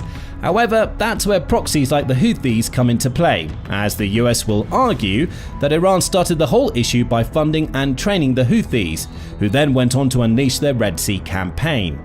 Iran may not be the direct aggressor, but it's far from coincidental that it happens to benefit from aggression conducted by the groups that have ties to the country. Far more worrying for the US are Iran's claims that it will be forced to build a nuclear weapon if the US keeps pushing for negotiations. We see some contradictions in these claims, as Iran says it has no interest in building a nuke, yet it also seems to claim that it could if it wanted to. Nuclear weapons don't grow on trees, and developing the ability to make them requires years of research and effort, along with no small supply of very expensive equipment. If Iran says it can build a nuke, that means it's been working toward making one, which contradicts the claims that it isn't interested in having the weapons. It's a tangled little web of counter threats, but Iran's response begs the question: could Iran actually launch a nuclear weapon against the US? Right now, no. According to the Bulletin of the Atomic Scientists, there isn't any public evidence that Iran has decided to build a nuclear weapon. That means Iran doesn't have a nuke right now. However, the journal is quick to point out that Iran has evolved into what it calls a de facto nuclear threshold state. It's on the verge of building a nuclear bomb, and it has the equipment to do so and is enriching uranium for that purpose. So, Iran may not have a nuke yet, but it could make one very quickly if it wanted. How quickly? A lot of that depends on its uranium enrichment work and the availability of the right centrifuges. Iran Watch says that it would take Iran just 2 weeks to enrich enough uranium to 60% to build between 5 and 8 weapons. Those nukes wouldn't be perfect, as modern nuclear weapons tend to use uranium enriched to 90%. Still, 60% enrichment is enough to build a basic nuke that Iran could launch against the US. On the centrifuge front, Iran Watch says that Iran will need either 3,000 IR-2 centrifuges or the same number of IR-6 centrifuges for uranium enrichment. With the former, it could take Iran just 4 months to build a nuke, with 5 warheads requiring 1 year and 8 months of work. If Iran has enough IR-6 centrifuges, those times are cut to 2.5 months and 12 months respectively. This all means that the US doesn't so much have to worry about an immediate Iranian nuclear threat as it does pushing Iran into accelerating its current nuclear program. But don't forget that Russia has also involved itself in the situation. Might Russia decide to arm Iran with nukes to dissuade the US bombing strikes? It's a possibility. Russia certainly has enough nuclear warheads to spare. According to the Arms Control Association, Russia maintains 5,580 nuclear weapons, with over 4,300 of them being in its military stockpile. That means the weapons aren't already strategically deployed, giving Russia the option to move them around and do whatever it sees fit with them. As for whether those weapons might ever make their way into Iran, the possibility is less unlikely than you may think. That's according to the European Leadership Network, which asked the nuclear question in an April 2024 article. It noted that the Gaza and Ukraine wars offered Iran a chance to cross the nuclear threshold. Why? Because Russia no longer sees Iran as a threat, given that both of those wars have deepened the ties between the two countries. Ultimately, Russia could see arming Iran with nukes as a means of controlling the country, claims the network. A nuclear-armed Iran would be economically and politically isolated. This would enable Russia to have more control over Iran, especially its economic resources such as oil and gas. So Putin may be playing a long-term game here. Outwardly, he's acting as though he wants to mediate between Iran and the US, but privately, he may view the escalation of Middle East tensions as an opportunity. Trump's bombing threats have opened the door for Russia to support Iran directly. If that support extends to Russia providing Iran with nukes, Putin will have more than paid back any debt owed for Iran's support in the Ukraine war, as well as creating a new threat for the US. He'll also isolate Iran, making it more dependent on Russia, to give him more influence in the Middle East. One thing's for certain, Russia and Iran's responses to the US threat of a bombing campaign aren't what Trump wanted. It seems like Iran is only moving further away from negotiations, and the dire consequences of which Russia warns may extend far beyond any thought imaginable only a few short months ago. But what do you think about the situation in the Middle East right now? Was Trump right to threaten to bomb Iran? Would Russia go so far as to equip Iran with nukes or help it develop its own? And what happens if Iran does get its hands on nuclear weapons? Bunkers, the ultimate fortresses, built to withstand anything the modern battlefield can throw at them. Nuclear blasts, airstrikes, relentless artillery, no problem. For decades, these underground strongholds seemed impenetrable, until now. Countries like Iran, North Korea, and China have spent billions turning the Earth into their shield, confident that no weapon could touch them. But what if that confidence is misplaced? Enter the bunker buster. These terrifying bombs don't just hit their targets, they annihilate them. They tear through reinforced concrete and steel like a hot knife through butter, making even the deepest bunkers seem like sandcastles against a tidal wave. In this video, we're breaking down the evolution of these unstoppable weapons, from the groundbreaking designs of World War II to modern monsters like the GBU-57, capable of ripping through 200 feet of concrete. And here's the big question: can they be stopped? Is there any defense against a weapon designed to turn fortresses into rubble? Can nations like Iran, with their cutting-edge concrete, stand a chance? Or are these bunker busters truly unstoppable? Let's find out. As a US Air Force veteran aptly puts it, the only defense against a bunker buster is to be somewhere else. However, there are ways to stop, or at least attempt to stop, a bunker-busting bomb before it reaches its intended target. But to understand why this is the only way forward, we need to dive into the science of these massive weapons. It's like trying to outsmart a heavyweight boxer. Understanding their moves might just give you the edge you need to avoid the knockout punch. However, there's no understanding bunker buster bombs without exploring the other side of the equation, the evolution of bunkers themselves. After all, these two entities have been locked in a long-standing tug-of-war where the stakes couldn't be higher. Each time one side gains the upper hand, the other quickly adapts, leading to a relentless cycle of innovation and counter-innovation. And this video is all about that battle. Bunkers versus bunker buster bombs, high-tech concrete versus precision explosives, fortification versus annihilation. Who will win in the end? For now, and in the foreseeable future, the bunker buster bombs are leading the race, but naturally, bunkers were the first to enter the scene.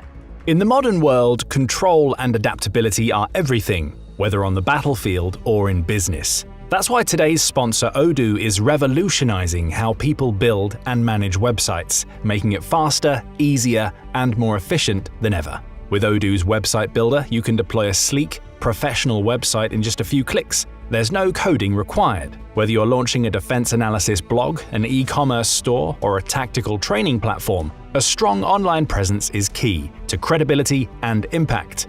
Odoo's intuitive drag-and-drop system lets you customize your site with ease, while its AI-powered tools refine your messaging, generate compelling content, and optimize your calls to action, because in any mission, communication is critical. And here's the best part.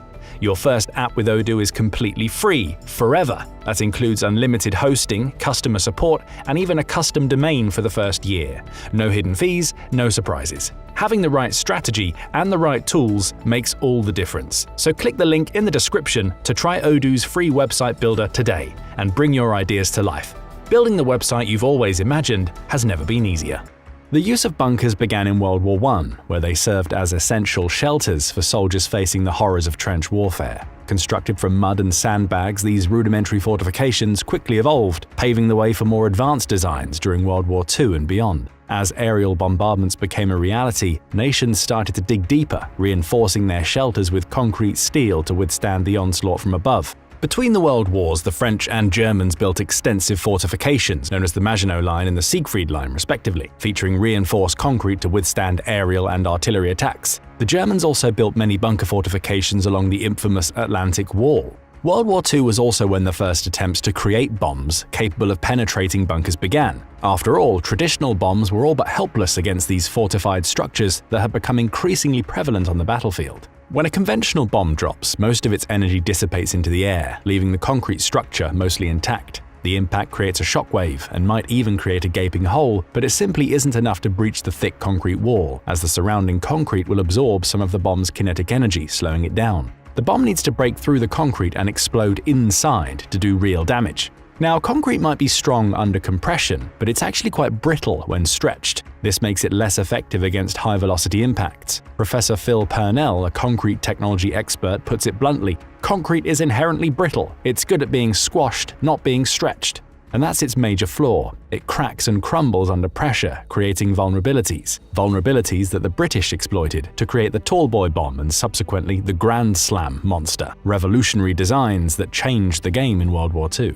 You see, these devices were no ordinary bombs. They weren't designed to directly penetrate defenses, though they could do that. Barnes Wallis, the genius behind these bombs, designed them to land close to the bunkers, penetrate deep into the ground, and then explode. This technique would create a camouflet, a large underground cavity, while delivering shockwaves that could devastate structures up to 500 feet away. Thanks to this approach, the Tallboy and the Grand Slam effectively turned the ground beneath fortified targets into a quaking mess. That's why they were also often referred to as earthquake bombs. It goes without saying that both of these bombs were engineered for destruction. Weighing in at 5 tons, the Tallboy had a streamlined design that allowed it to exceed speeds of 750 miles per hour when dropped from 18,000 feet. This aerodynamic structure was crucial. It wasn't just about falling fast. The design featured offset fins that caused the bomb to spin as it descended, enhancing stability and accuracy while making it less likely to be deflected by air resistance. As for the Grand Slam, its name does it justice. Weighing in at a staggering 10 tons, this bomb was an engineering marvel designed for ultimate penetration.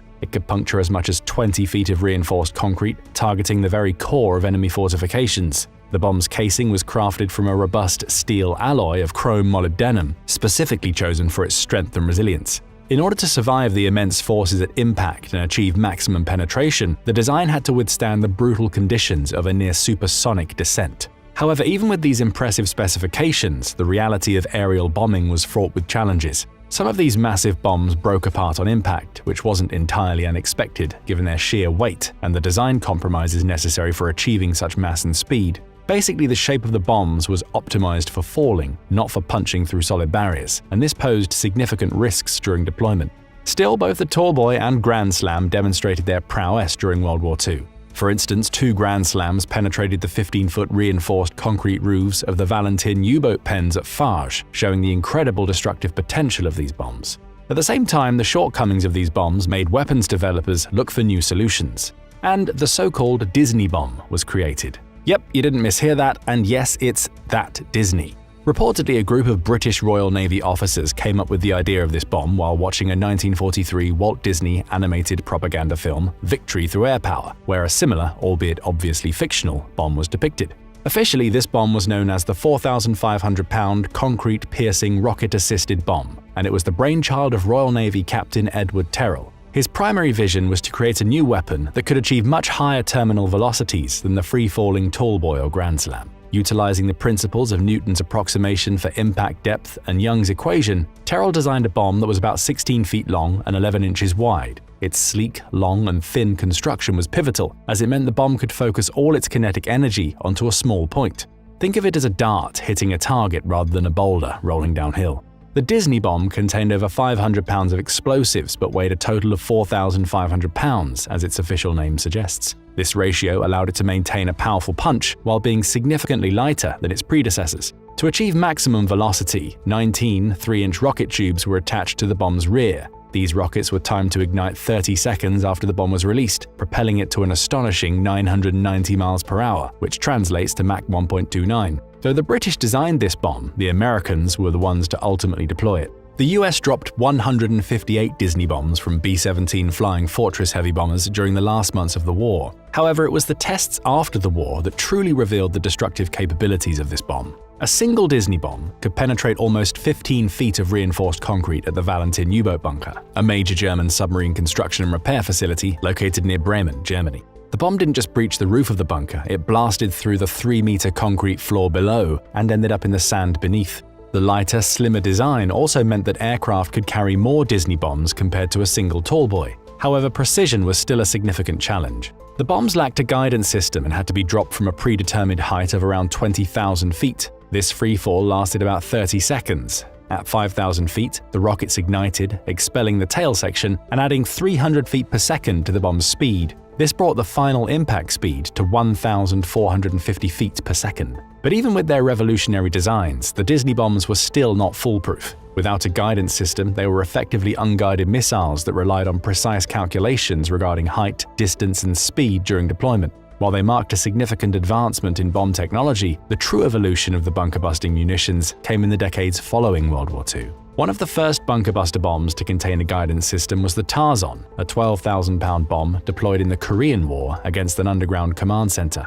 As for its construction, the bomb was nothing more than a tall boy with added remote guidance. However, this period, namely the Cold War era, was marked by a proliferation of bunkers. After all, this was the time when a nuclear war seemed a little too close for comfort, prompting nations to dig deep and fortify their defenses. Both the US and the Soviet Union were burying their bunkers under huge volumes of soil and reinforced concrete to withstand not only conventional bombing, but also the devastating impact of nuclear strikes. One bunker complex in particular, Mount Yamantau, stood as a testament to all the Cold War's tensions and paranoia. Nestled deep within the Ural Mountains, this sprawling complex was rumored to stretch for miles underground, composed of an intricate maze of fortified chambers and tunnels designed to withstand the worst. According to a US congressman at the time, Mount Yamantau was capable of surviving half a dozen repeated nuclear strikes, one after the other. However, it wasn't the construction of these doomsday bunkers that triggered the development of modern bunker-buster bombs, it was the Gulf War. During Operation Desert Storm in 1991, the US faced a pressing issue.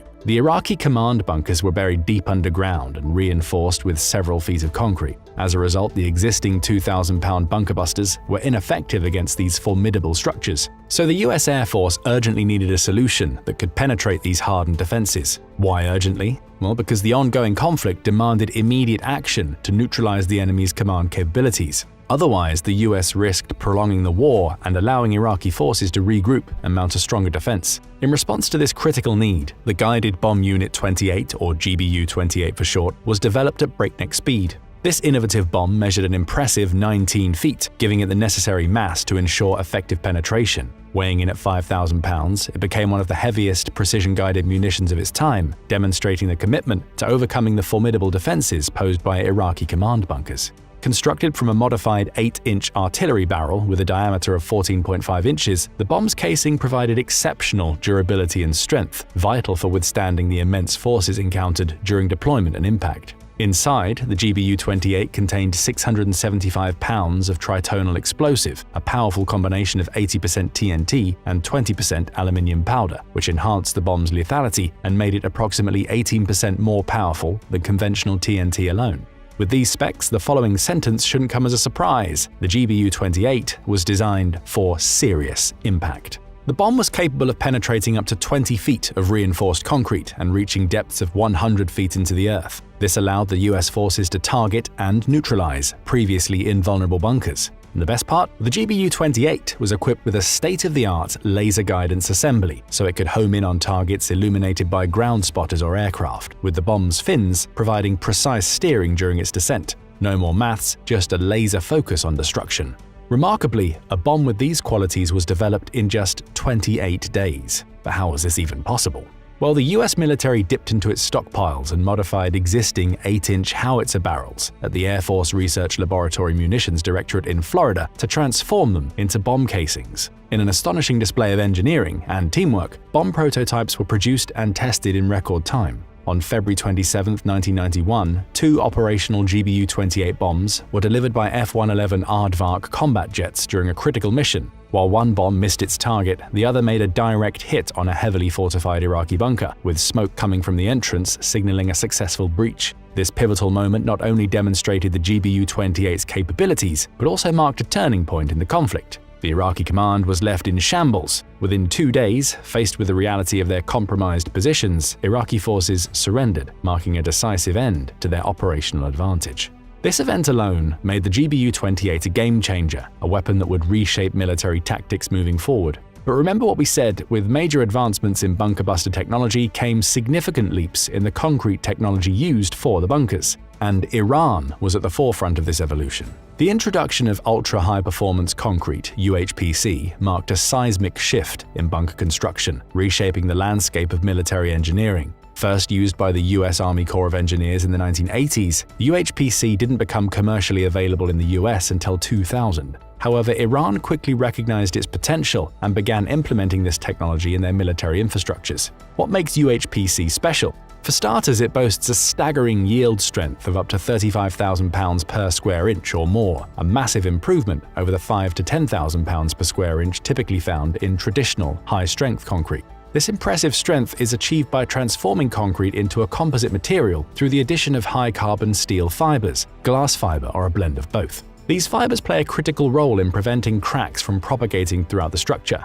Instead of a large, catastrophic failure, UHPC develops a network of smaller fissures, allowing the concrete to absorb more energy without succumbing to structural collapse. In addition to its impressive strength, UHPC exhibits remarkable ductile behavior, allowing it to deform under stress without failing outright. This is a first for concrete, which traditionally has been brittle and prone to catastrophic failures upon exceeding its limits. When combined with appropriate fiber reinforcement, UHPC can achieve flexural strengths of up to 7,000 pounds per square inch. The result is a material that not only withstands direct impact, but also maintains its structural integrity over time.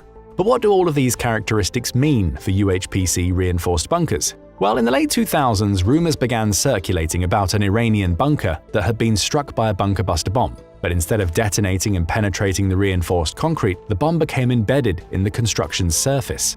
If the rumors are to be believed, UHPC had just shrugged off the bomb like it was nothing. Naturally, this worrisome development sent shockwaves through military circles in the US, as it highlighted the effectiveness of UHPC in rendering traditional bunker-busting munitions ineffective. The US's response? A new bunker-buster bomb, of course. Meet the GBU-57 Massive Ordnance Penetrator, MOP, a truly monstrous piece of military engineering. Developed after the US noted the decreasing efficiency of earlier bunker busters, this weapon was designed to tackle the hardest, deepest targets that traditional munitions simply couldn't reach. Weighing in at 30,000 pounds and stretching a massive 20 feet long, the GBU-57 is a heavyweight in every sense of the word. Its purpose? To penetrate up to 200 feet of earth or 60 feet of ultra-reinforced concrete. This is possible thanks to its incredible construction. The bomb's casing is made from Eglin steel, a highly durable, low-cost alloy that offers exceptional strength. With a tensile strength of 10,000 pounds per square inch, more than 6 times the strength of construction-grade steel and over 2.5 times that of steel used for artillery barrels, the GBU-57 can withstand the immense pressure of boring through the hardest materials before unleashing its deadly payload. Speaking of payloads, the MOP carries a staggering 2.4 tons of explosives packed into a 6,000-pound warhead. The bomb is guided with GPS precision, using lattice-type fins to ensure it hits its target with pinpoint accuracy. Given its enormous size and weight, the B-2 Spirit stealth bomber is currently the only aircraft in the US arsenal capable of carrying the GBU-57. Each B-2 can carry 2 of these 30,000-pound bombs, and they have been specifically retrofitted for this purpose. With all this in mind, it shouldn't be surprising that the US has spent more than $300 million on 20 of these bombs, each costing a mind-blowing $15 million per unit. Boeing and the Air Force continue to enhance the MOP's capabilities, ensuring it remains one of the most powerful non-nuclear bombs in the US inventory. Of course, concrete isn't sitting still either. In recent years, innovations have made this ubiquitous material tougher than ever before. Back in 2007, the University of Tehran created concrete cubes capable of withstanding between 50,000 and 60,000 pounds per square inch, a significant jump from traditional concrete strength. Fast forward to the 2020s and there's the micro-reinforced UHPC, a next-generation material known for its extreme ductility, energy absorption, and resistance to chemicals, water, and temperature. But that's not all. There's also the functionally graded cementitious composite, FGCC, an even more formidable contender. FGCC is created by layering different types of ultra-high-performance concrete, each with specific strengths. The outermost layer, made from aggregate-reinforced UHPC, is designed to be incredibly hard, while beneath it lies a thick layer of hybrid fiber-reinforced UHPC that absorbs energy and resists cracking. The innermost layer is a tough steel fiber-reinforced UHPC, which catches fragments if the concrete does crack. As Dr. Stephanie Barnett from the University of Portsmouth points out, this is the next step in the never-ending seesaw between offense and defense. Stronger bunkers are being built as ever more powerful munitions are developed to breach them. One thing's for sure, the war between bombs and bunkers is far from over. But what about the war on bunker bombs? Can they be stopped in any way? They can, but only before they reach their target. This can be done in several ways. Number 1. Intercepting the delivery vehicle. The first line of defense is to intercept the aircraft delivering the bunker buster. Countries around the world have invested heavily in sophisticated air defense systems, such as the Russian-made S-300, S-400, and S-500, which are designed to shoot down incoming threats before they reach their target. Number 2. Destroying the bunker busters mid-flight. Fail to take out the aircraft carrying the bunker buster bomb? No problem, just go for the bomb mid-flight. This aggressive tactic requires advanced precision munitions like air-to-air missiles or drone-mounted weapons and carries inherent risks, but the potential to neutralize the threat before impact makes it a high-risk strategy worth considering. Its success hinges on accuracy and quick reaction times, demanding skilled operators ready to act swiftly. Number 3. Disrupt the guidance systems. If you can't take out the bunker buster before it reaches the intended target, you can at least ensure that it misses the mark. Using electronic warfare to jam signals or deploy countermeasures can confuse the bomb's built-in guidance systems, causing it to veer off course. Number 4. Attacking the ammo bunkers. Another disruptive strategy is to hit the facilities where bunker buster munitions are stored. Striking these ammo storage units with precision weapons before they can be deployed significantly reduces the threat. Plus, it also creates chaos in enemy ranks, thus disrupting its operations and eroding confidence. With all these strategies in mind, one question arises. Could anyone other than the US effectively counter advanced bunker buster capabilities? Iran? China? Russia? And if so, which of the methods of stopping these beasts do you find the most effective? US President Donald Trump has just signaled that he's ready and willing to bomb Iran into oblivion. Trump is furious that Iran has refused his push for a new nuclear deal. Combine that with Iran's funding of the Houthis, who cause havoc in the Red Sea, and Trump's message now is clearer than ever. Enough is enough. The US is gearing up for a full-blown war against Iran, but Iran believes it can fire back. It says that it's ready for anything that the US can throw at it. The latest escalation in the conflict between the US and Iran began on March 30 when Trump held a telephone interview with NBC News. During that interview, Trump mentioned several actions that the US may be planning to take, including implementing secondary tariffs against countries that continue to buy oil from Russia. Those tariffs would punish the purchasing countries themselves, with Trump suggesting tariffs of between 25% and 50%. But those tariffs weren't the headline of the conversation. The biggest talking point, at least in the context of the US and its active military operation, was Iran. Trump suggested that his administration was talking with Iranian officials about the prospect of creating a new nuclear deal. He also highlighted what will happen if Iran doesn't follow through. If they don't make a deal, they'll be bombing, Trump told NBC. But there's a chance that if they don't make a deal, that I'll do secondary tariffs on them like I did 4 years ago. Trump is referring to what he did during his first stint as president. Back then, it was Trump pulling the US out of a nuclear deal with Iran that he felt was disadvantageous to American interests. That deal saw the US, along with several other world powers, place massive restrictions on Iran's nuclear capabilities in exchange for sanctions relief. Trump went in the opposite direction. After withdrawing the US from the deal, he implemented sweeping sanctions against Iran. According to Crisis Group, those sanctions came in 2 major tranches. The first, implemented in August 2018, hit Iran's non-oil producing industries. The second, and far more significant tranche, targeted 700 individuals and entities, including 300 that had never been targeted before, to punish them with trade restrictions. All told, the sanctions target around 80% of Iran's economy, and they've been effective, says Crisis Group. Iran's currency has dropped in value by 2/3, and its oil exports have fallen from 2.5 million barrels per day to around 500,000 barrels. At the time of writing, a single barrel of oil cost around $73. So, before Trump implemented sanctions during his first term, Iran was making $182.5 million per day from its oil for an annual total of $66.61 billion. Now, it's making $36.5 million per day and just $13.322 billion. That's a loss of around $53.3 billion per year. It's clear that Trump now sees secondary sanctions, which allow him to punish Iran's clients for doing business with it after the US has maximized its ability to hit Iran directly, as a way to force a nuclear negotiation. And if Iran still resists, then there will only be one recourse: bombing the country into oblivion. So, what is Trump planning to do? And just as importantly, how will Iran respond, especially given its nuclear background? Earlier, we mentioned that the US and Iran were previously signatories on a deal designed to limit Iran's ability to build nuclear weapons in exchange for sanctions relief. That deal was called the Joint Comprehensive Plan of Action, or JCPOA, and was signed in 2015. At the time, the JCPOA was considered a landmark accord between Iran and many of the global powers that the country's actions threatened. Proponents of the deal said it would block Iran's goal of being able to use nuclear weapons to become the major power broker in the Middle East, and the only trade-off would be the relief of economic sanctions that delivered some extra money into Iran's coffers. Given that Iran competes with economic heavyweights like Saudi Arabia for Middle Eastern influence, it was seen as a good trade-off. The sanctions relief wouldn't place Iran into such a strong economic position that it could truly challenge the Middle Eastern balance financially. Plus, it wouldn't be able to threaten any other country with the nuclear weapons it was trying to develop. Several major nations signed the JCPOA. In addition to the US, China, Russia, France, and the UK, all put pen to paper. Germany, signing on behalf of the European Union, or EU, also agreed to the deal. There was some consternation at the time. For instance, Saudi Arabia wasn't happy that it wasn't consulted, especially given that it's one of the countries most at threat from Iran.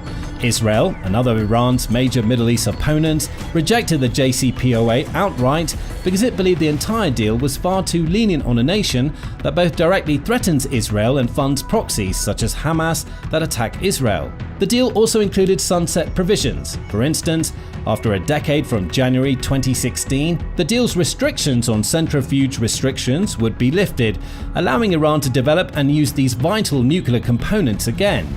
After 15 years, limitations on the amount of enriched uranium Iran produced would also be lifted. It seems like the JCPOA's overriding goal was to demonstrate how beneficial it would be to Iran if it became part of the wider geopolitical environment ahead of threatening its neighboring countries. Donald Trump came along about 2 years after the JCPOA was signed and pulled the US out. The major ramification of that move is that it appeared to trigger the Iranian decision to start violating the JCPOA. Iran Watch offers a useful timeline of the events that followed. In July 2019, about 2 years after the US pulled out, Iran started enriching uranium above the 3.67% uranium-235 or U-235 limit the accord set, reaching 4.5% that month. That's important because weapons-grade uranium is highly enriched to over 90% U-235, according to the World Nuclear Association. However, a nuke can be made with uranium enriched to the point where it contains just 20% U-235. Iran still wasn't close to building a nuclear weapon, but the fact that its U-235 production was on the rise, breaking the conditions of its nuclear deal, was a cause for concern. More violations soon followed.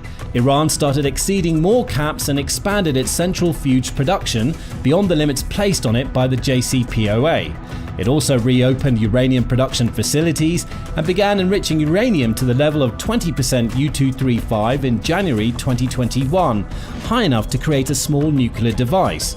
The number was up to 60% by April of the same year, and Iran's slow-moving nuclear program appeared to be back up and running again. A combination of the US leaving the deal and both Russia and China, the other two nations backing JCPOA, aligning themselves closer to Iran, almost left the accord in tatters.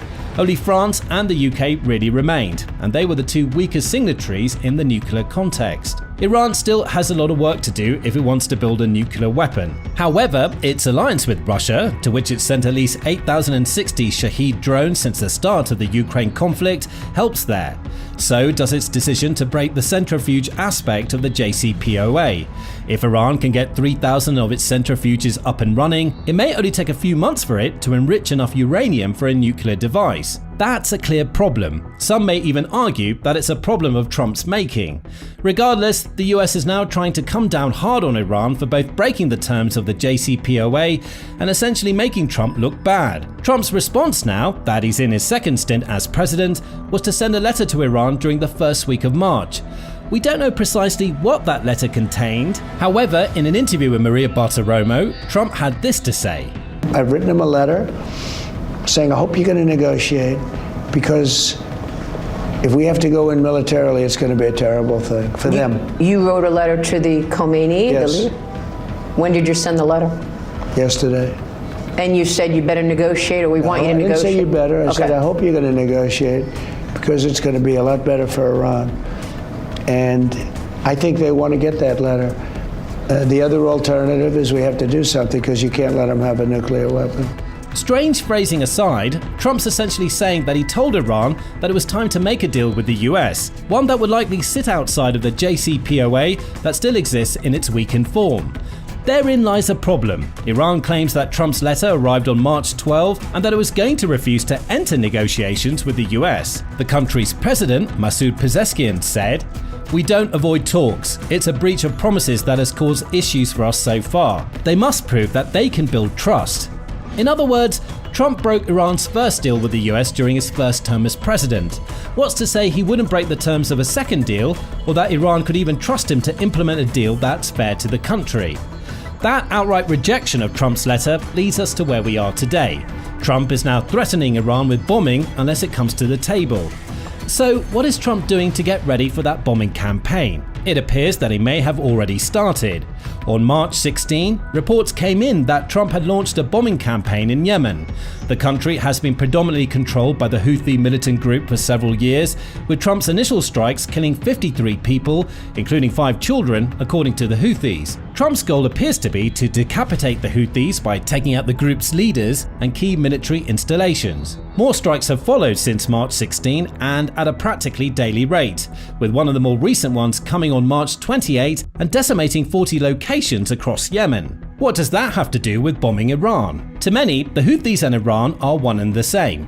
As the BBC explained, the Houthis seized much of western Yemen in 2015 and have been expanding ever since with Iran's help. The US claims that Iran provides weapons and training to the Houthi militants. That aid helped the Houthis begin their campaign of assaulting and capturing commercial shipping vessels in the Red Sea, which began toward the end of 2023. The Houthis claimed these attacks are in support of Hamas, which is fighting against Israel and is also believed to be supported by Iran.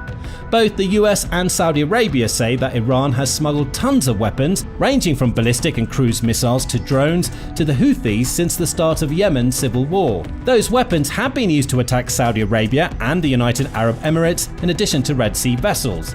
In short, the Houthis seem to serve as a proxy for Iran. The group is acting in Iran's interests, helping it to accomplish its geopolitical goals without having to get its hands dirty directly. By launching an intense bombing campaign against the Houthis, Trump is already sending a warning to Iran. He's telling the country that he won't allow one of its proxy groups to have its own way in the Red Sea. Plus, by taking out the Houthi power base, he's trying to limit Iran's influence in Yemen. Plus, Iran is getting a front row seat to the devastating combined firepower of the US Navy and US Air Force, meaning there's no small element of intimidation at play in Trump's strikes against the Houthis.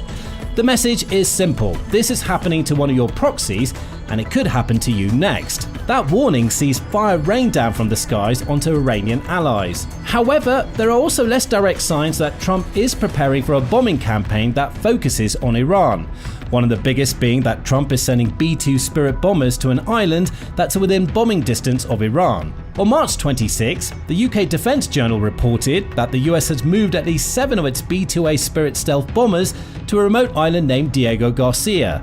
That island, which the UK operates, is nestled in the Indian Ocean and is around 3,000 miles from Iran. That's far enough away to protect the bombers from the Shahab-3 family of Iranian missiles, which have ranges of about 1,200 miles. With the addition of US aerial refueling aircraft to the island, the B-2As have all they need to fly to Iran, drop bombs, and fly back so they're out of range of an Iranian counterattack. The same island was host to B-52 and B-1 bombers during the Gulf War and America's operations in Iraq and Afghanistan in the wake of the September 11, 2001 attacks on the World Trade Center. That means it's a proven base that has long served the US as a means to project power across the Middle East. Now, that's precisely what Trump is doing by stationing B-2As on the island. And if a March 20 report from the War Zone, or TWZ, is anything to go by, the B-2As are just the start. TWZ says that a sizable contingent of F-35A Joint Strike Fighters from Hill Air Force Base in Utah have arrived in England. All told, 12 of the US most advanced fighter jets touched down at RAF Lakenheath Air Base, which has previously served as a way station for the US when transporting planes to the Middle East. Are those F-35s heading to Diego Garcia too? Are they going to another base near Iran, such as any of the others that the US operates in Saudi Arabia? We don't know the answer yet, but it's clear that Trump is showcasing his country's aerial might, both actively against the Houthis and indirectly through bomber and fighter positioning, to deliver a threat to Iran. Come to the table or the US will destroy Iran. There's just one problem. Iran isn't backing down. In addition to its earlier outright rejection of the letter Trump sent to Iran, the country has replied to the US president's most recent threats about bombing it. The Tehran Times says that Iran has readied large numbers of missiles, all of which are located in underground facilities that it'll use to withstand any airstrikes Trump orders against the country. Those missiles will play a key role in Iran's defense, as will the country's underground tunnels. It's unknown just how many of these underground bases exist in Iran. However, March 25 brought with it a demonstration of what's likely the most impressive, at least in terms of size, a base that commentators have dubbed Missile City. TWZ says that an 85-second video shared by Iran shows just how deep this base runs. The chief of Iran's armed forces, Major General Mohammad Hossein Bagheri, drives through the facility to essentially offer a tour of what it contains. We see several Iranian missiles, including the Pavel land attack cruise missile and multiple Sajals, K-Bar Shakens and Hajj Qasems. Iran has used all of these missiles in the past to attack Israel, with the video implying that they're all primed and ready to be fired at any bombers the US sends towards its territory. However, TWC says that the video isn't as threatening as Iran hoped it would be. The tour shows several glaring vulnerabilities, including a complete lack of blast doors that separate the different ammunition stores inside Missile City. That's a problem. A precise airstrike by the US could set off a chain reaction of underground explosions as Iranian missiles go up in flames, followed by igniting other missiles that aren't secured. Interestingly, TWZ reports that similar videos showcasing Iran's other underground missile bases have shown blast doors in operation previously. Either Iran hasn't built them in Missile City, it's hiding them, or it hasn't finished construction yet. Whatever the case may be, the US will take that as a sign that Iran isn't as ready to repel a US bombing campaign as it believes itself to be. Iran, on the other hand, is trying to claim that it's prepared for a fight with the United States. But is that true? In a straight fight against the US, Iran should come second every single time. According to Global Firepower, which ranks 145 military nations annually based on over 60 factors, Iran has the world's 16th strongest military. The US is number 1.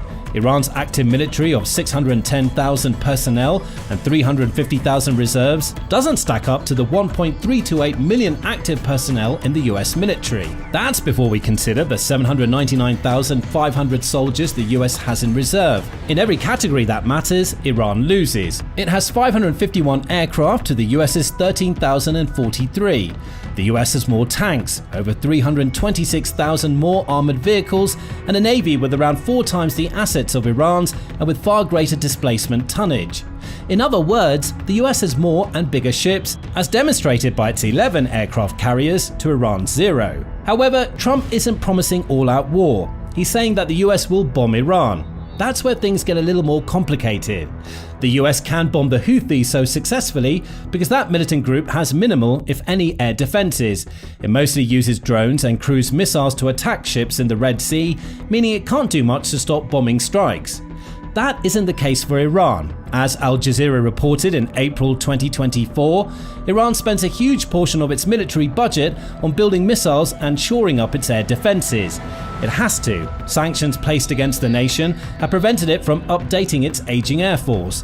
The country is still using US-made F-4 and F-5 fighter jets, which are leagues behind anything the US brings to the table today. But on the air defense front, Iran has several domestic and imported systems it uses to create a layered defense against incoming missiles and bombs. The highlight of that multi-layered defense is the Bavar 373, similar in structure to Russia's S-300, though closer in operation to the S-400 according to Iran.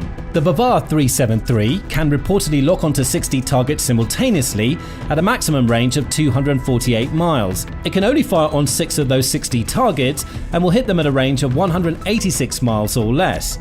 However, that's where Iran's other missile defenses come into play.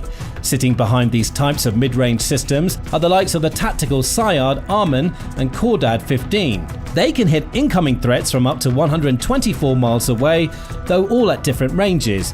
The Arman is also portable, allowing Iran to position it close to bases it believes the US might target with bombs. Iran's multi-layered system could allow it to use the Bavar 373 to track incoming missiles, with its other systems being the ones that take out the bulk. Iran believes those systems would be enough to repel an incoming Israeli missile strike. But will they work against US bombers and fighter jets?